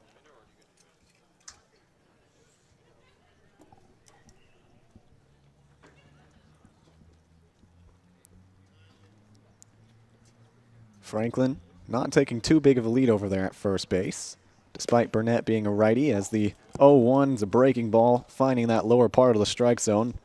Now it moves the count to 0-2. I'm intrigued to see whether or not Franklin's going to take off here. He really doesn't have that large of a jump, considering the fact it's a right-handed pitcher on the mound.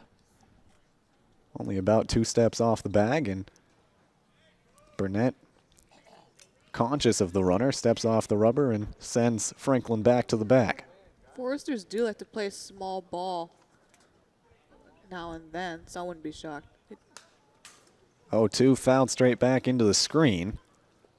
So Presno stays alive, and Burnett's going to have to deliver another 0-2 pitch.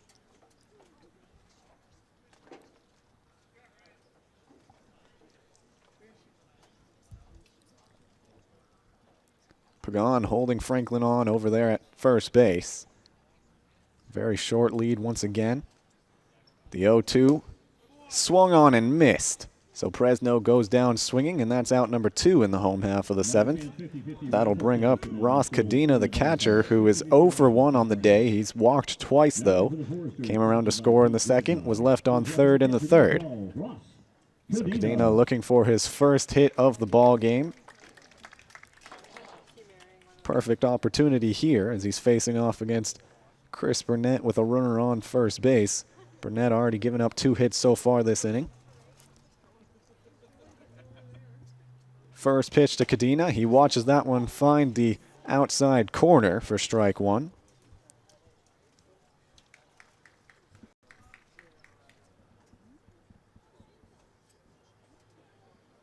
And Burnett now finding those corners. Seems like he's settled down just a little bit. Pickoff attempt over to first. Franklin diving back. He wasn't even far enough to fully extend on the dive. He ended up having his face right over the bag as he laid out towards the bag. Back in there safely regardless. So Burnett with an 0-1 count. Delivers, and Cadena watches that one in the dirt for ball 1.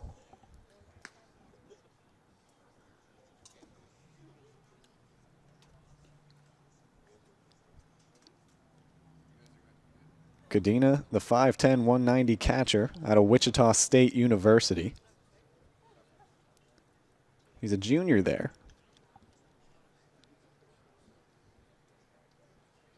Gets the 1-1. That finds that low outside corner, and you can tell Cadena knew that one was going to be called a strike, but he didn't really like that pitch too much. He kind of showed a little frustration moving his bat in almost a tomahawk chop fashion after watching that one go by. Count moves to 1-2. Definitely mad at himself. Looked very hittable. And now Cadena shifts up in the box, gets a fastball, grounds it right up the middle. Fielding it is Stapp, and that is handed right on over to Allen at second base. That's out number 3, so a 4-6 play to end the inning.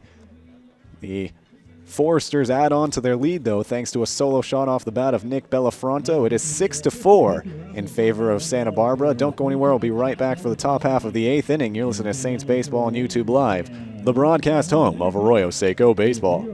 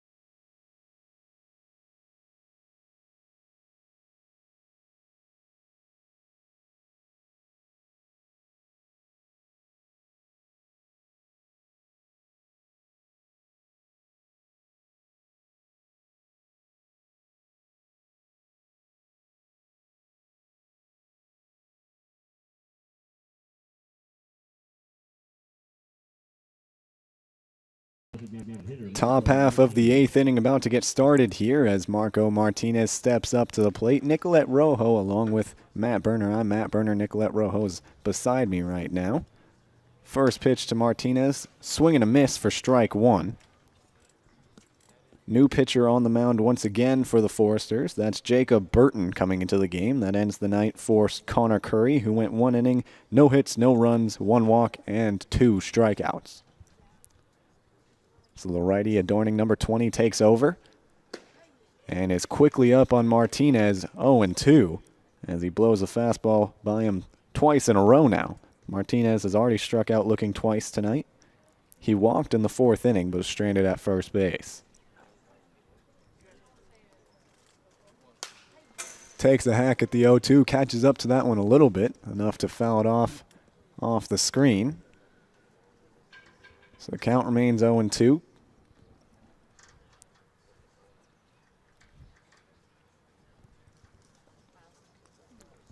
Burton moving the ball around in his glove, getting his pitch ready. Out of the windup, delivers the 0-2, just missing off the outside part of the plate for ball 1. And Martinez has to be careful. He was very close right there to picking up his 3rd strikeout looking.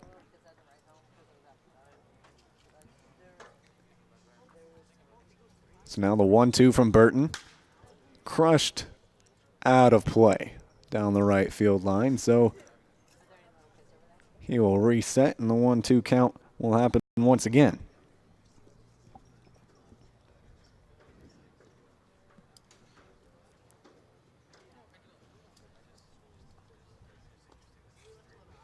Burton steps off the mound, adjusts his sleeve on his throwing arm. He likes to hide his face when getting the sign. Now he delivers the fastball, and that one finds the low inside part of the corner, and Martinez is sent down looking for the 3rd time tonight. Good pitch location. That inside fastball got the lower corner right there. Burton's delivery reminds me a little bit, well, at least the second part of his delivery, reminds me a little bit of Tim Lincecum.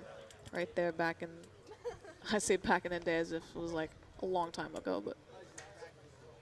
Lincecum, a big part of the 2010 and 2012 World Series championships for the Giants. He was still on the team, I believe, in 2014 as well, but not necessarily as much of an ace for them anymore at that point. First pitch to Christian Scott from Burton, misses for ball 1. Now the 1-0, same exact location, ball 2. Scott checked into the game in the 3rd inning after David Reyna left the game. Scott is 0 for 1 on the day, popped out to the catcher and was hit by a pitch. Takes a hack at the 2-0, comes up empty, so it's 2-1.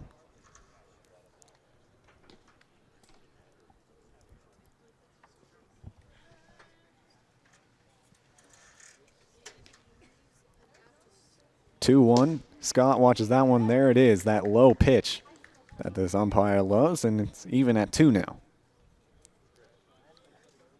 Again, Burton fooling the Saints here, going back with the low fastball locations. The 2-2 from Burton. Scott gets a piece of it, rolls it in between shortstop and 3rd, and it rolls into left field. So he's on board with a 1-out single, and the Saints have something going here in the top half of the 8th inning. They're still down 6-4, but Nolan Tressler in the top of the order will come up to the plate. Tressler 1 for 4 on the day. He struck out swinging in the 1st, popped out to the catcher in the 3rd, popped out to the shortstop in the 5th, and doubled in the 6th inning. So after a rough first 3 at-bats, he turned things around. We're going to see if he can keep that streak going here as he takes a big hack, at the first pitch he sees from Burton. Counts 0-1. Definitely try to swing for the fences in that one, but that ball blew right by him. Tressler, and wearing number 37 for the Saints, wearing those blue stirrups. Thought about going around on that one, ended up holding up, and now he's going to have to shake out his hand. Little shaking up in that right arm. But he's got no 2 count. He's going to have to step back into the box. Christian Scott on first base trying to move over, but it's going to be tough to take off on Burton, who throws relatively hard.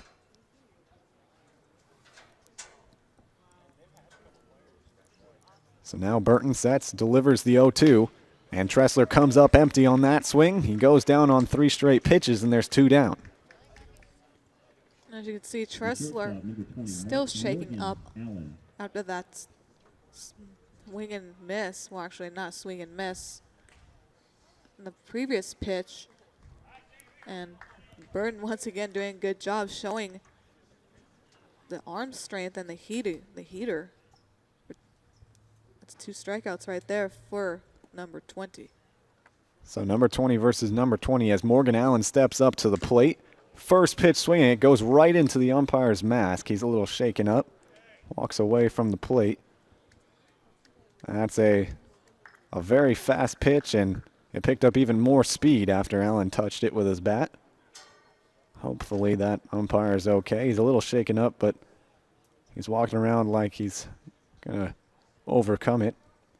The foul ball makes the count 0-1. Those are always scary situations right there. As you mentioned, it's already a fast heater, and then the batter already puts the ball, gets a piece of that, so it's traveling about like 5 to potentially even several miles probably than already the initial release of the pitch. And when you're right there, even with the protection, which doesn't look like much really, other than the mask and the shoulder pads in the torso area, you're still going to feel it. So a classy move here by the Foresters as they call timeout to have a meeting out there on the mound. Both managers go out there to check up on the home plate umpire, give him a little bit of time to recover, make sure he's okay. Looks like he's going to be good to resume the rest of this game as he gets an ovation from the crowd, and rightfully so. He took that one like a trooper. Nothing much Cadena could have done behind the plate to stop that one from hitting the umpire, as it was ricocheted over the glove and head of the catcher for the Foresters. Bigger than baseball. So regardless, the shortstop for the Saints, number 20, Morgan Allen, steps back up to the plate. He's 3 for 4 on the day with 3 singles. He struck out swinging in the 6th inning.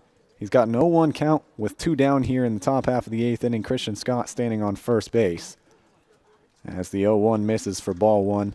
Once again, the score line right now sitting at 6-4 in favor of the Santa Barbara Foresters.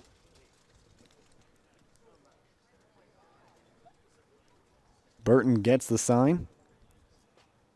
And now out of the stretch delivers. Fastball finds that low part of the plate. And the count moves to 1-2. Consistently, that zone has been just right below the knees to about the belt. The umpire's done a good job remaining consistent for both teams, as well as both teams' pitchers have gotten that call consistently. The 1-2. Allen takes a hack at it, fouls it into the screen, so he stays alive.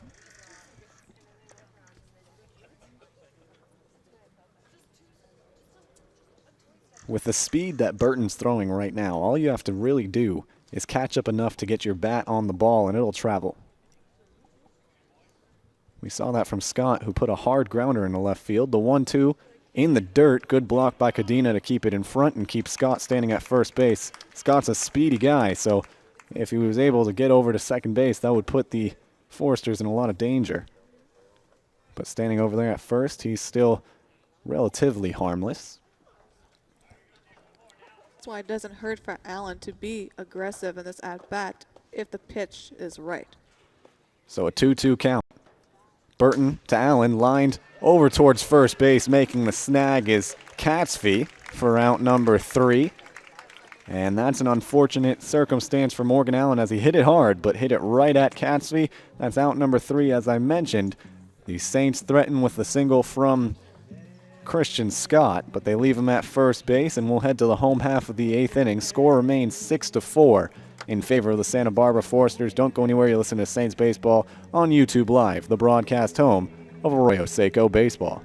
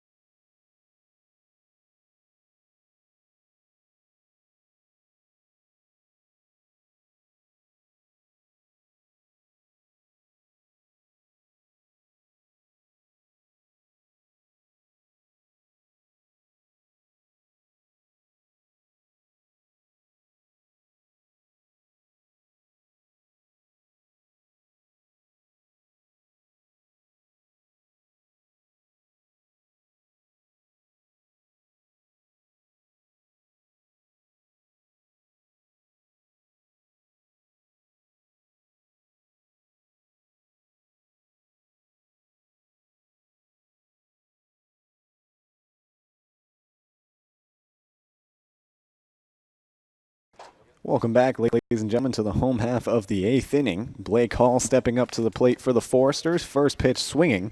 Misses on that breaking ball from Burnett, though, and the count moves to 0-1.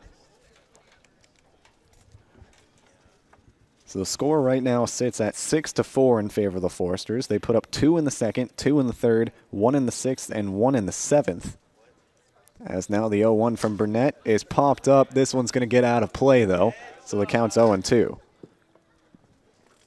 As for the Saints, they've got 4 runs. They scored 1 in the second, 1 in the third, 2 in the sixth.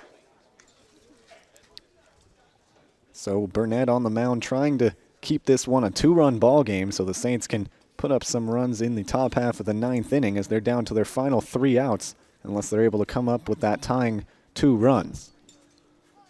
Either way, he's got to get through this part of the order as the 0-2 is lined on the ground into left field. Russell picks it up, throws it into the infield. Taking off towards second base, though, is the runner. Hall is thrown out as he tried to extend a single into a double, trying to take advantage of Russell being slow getting the ball into the infield. Didn't work out for him, though, as he just turned a leadoff single into 1 out. Number 17, Isaac Coffey. So that'll bring up Jacob Kotzfe.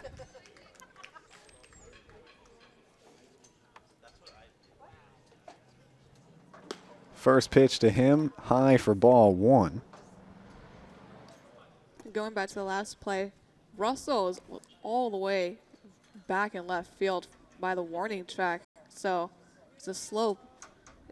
So he approached that slow, but good throw. Still a good throw and a good tag by Stapp over at second, blocking most of second base which allowed him to tag the runner easily. So quick correction, this is actually Isaac Coffey who came into the game for Jacob Katzfe. The 0-1 to Coffey, inside for ball 1.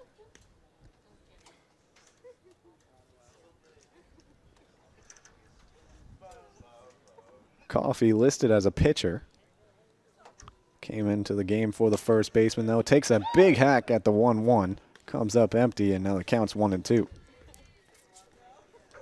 So once again, to start this inning off, Hall lined one on the ground into left field. Russell kind of slowly picked it up, tossed it into the infield. Morgan Allen immediately turned around and fired to second. And they threw out Blake Hall, who's trying to extend his single into a double. And now the 1-2's fouled off the knee of Coffey. He's going to have to walk that one off. As Burnett and Robles both chase that one down, grab it, and Burnett will get a new baseball. Tosses the old one to Matt Thomas behind the plate, who blocks it on his knees and hands it over to the home plate umpire. Isaac Coffey seems to be okay now, and he'll be ready to go once again.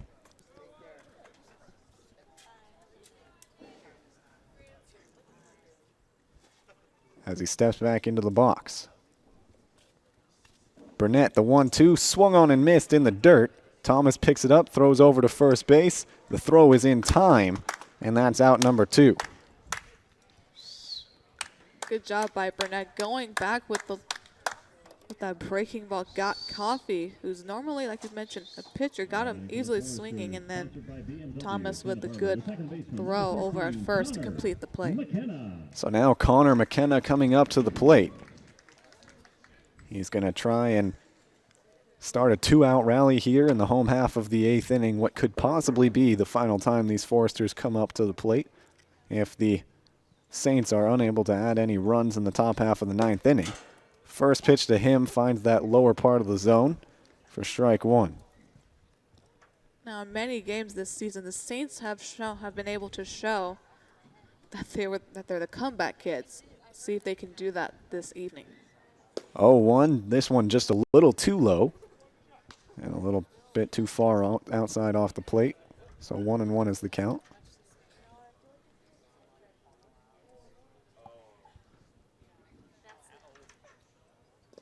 One in the dirt. Thomas blocks it with his mask. So a new ball is thrown out there to Burnett. Count moves to 2-1, and Connor McKenna has a little joke to say to the umpire. Now we'll step back into the box.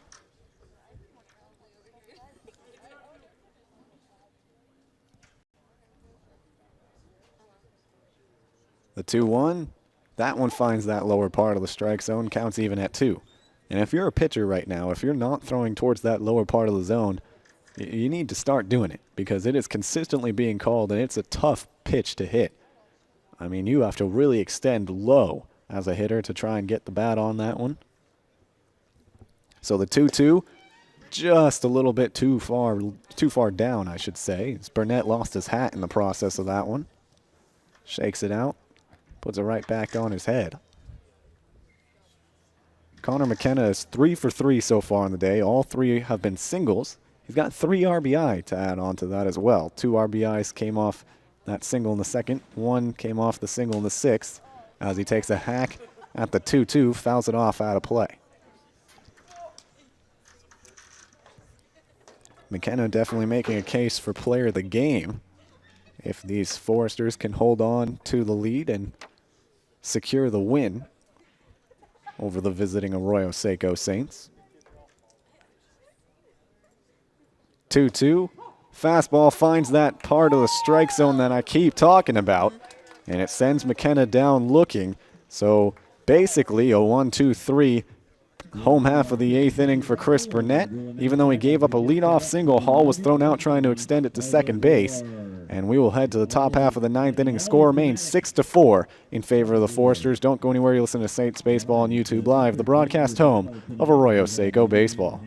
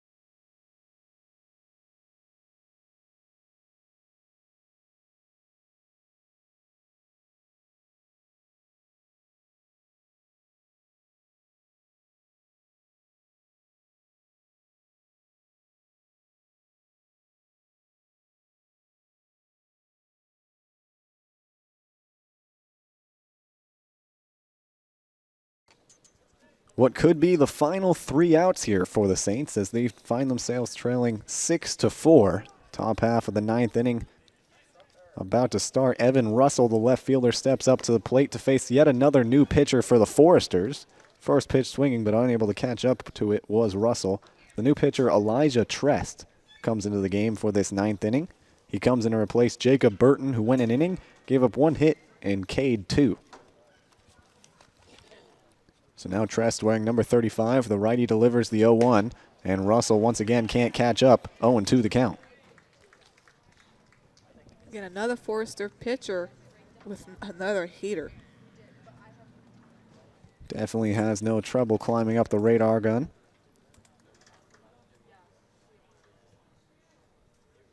The 0-2 from Trest. Fastball once again, Russell unable to catch up to it. It's dropped by Cadena, but Russell doesn't even feel like running that one out as he'll jog and the throw will be made in time. So Russell's sent down swinging. That's his third strikeout of the game. Gives him a sombrero on the night, and that brings up Nick Pagan. Pagan is 1 for 2 so far on the day. He had an RBI single in the third. He walked in the second inning, led things off with a walk, came around to score the very first run of the game. He also walked in the fifth inning and struck out swinging in the seventh. First pitch to Pagan, outside for ball 1. I wouldn't be surprised to see a majority of fastballs here from Trest, who, as we mentioned a few times now, has the ability to climb up the radar gun and blow batters away. We saw it with Evan Russell last batter. The 1-0 to Pagan. He takes a hack, can't catch up to the fastball though, counts even at 1.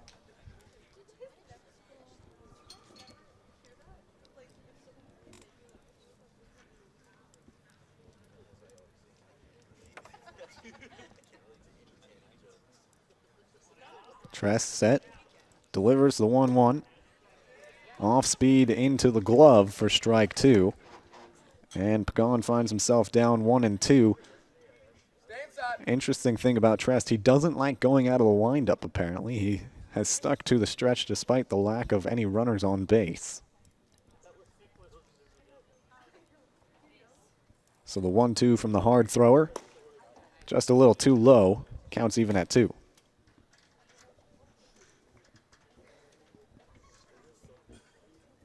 Now, if you're Pagan, especially with another hard thrower, just put a little bit contact and the rest will do. The 2-2 to Pagan. He takes a hack, gets enough of a piece of it to stay alive. Fouls it into the Foresters' dugout, and he will go back into the box. We'll do this dance again, 2-2 the count.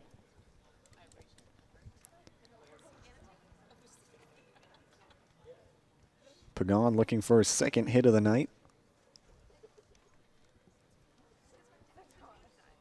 Now the 2-2 from Trest. Pagan swings, comes up with just a piece of it. Stays alive as it popped out of the glove of Cadena, and he will get another chance. Good job by Pagan fighting off these really speedy fastballs, hitting the radar gun. The third straight 2-2 swung on and missed. This time Pagan goes back to the dugout unhappy. And second straight batter is sent down swinging for the Saints. They're down to their final out as Tito Robles comes up to the plate. Robles 0 for 3 on the day with 2 strikeouts. Those coming in the second and third. He also flew out to right field in the fifth. Then he walked in the 7th inning. Got all the way to second base, but was left there by the Saints. He's going to see if he can get his first hit of the night and possibly keep this game alive for the Arroyo Seco Saints. First pitch to him, though, finds the strike zone, 0-1 the count.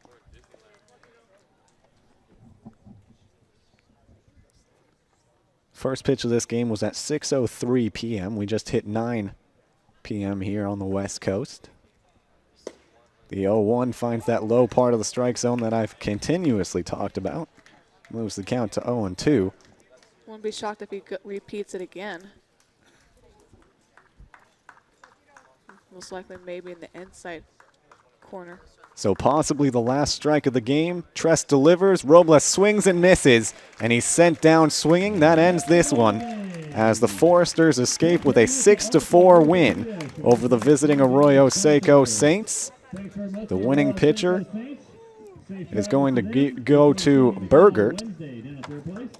That's Ryan Bergert who comes away with the win. The loss goes to Grant Young.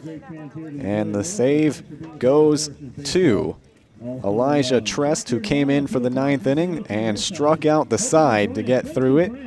So once again, the Foresters come away with a 6-4 win. That improves their record to 23-7 overall, 21-6 in the CCL, or in CCL action, excuse me.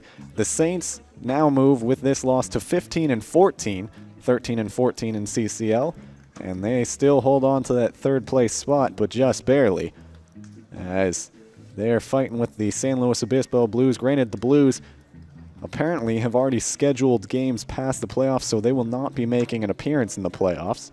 So the Saints just need to hold on to one of those top 4 spots, and they've got a sizable lead on the Conejo Oaks, who they will be playing tomorrow.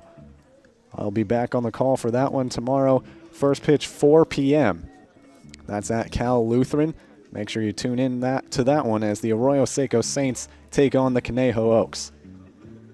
Well, now that brings about the part of the night where I like to thank everyone who made this broadcast possible. We'd like to thank the Foresters for their hospitality and making setting up really easy around here.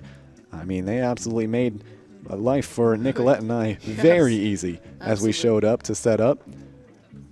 And at this time, I'm going to say good night from Pershing Park. From Nicolette Rojo, I'm Matt Berner.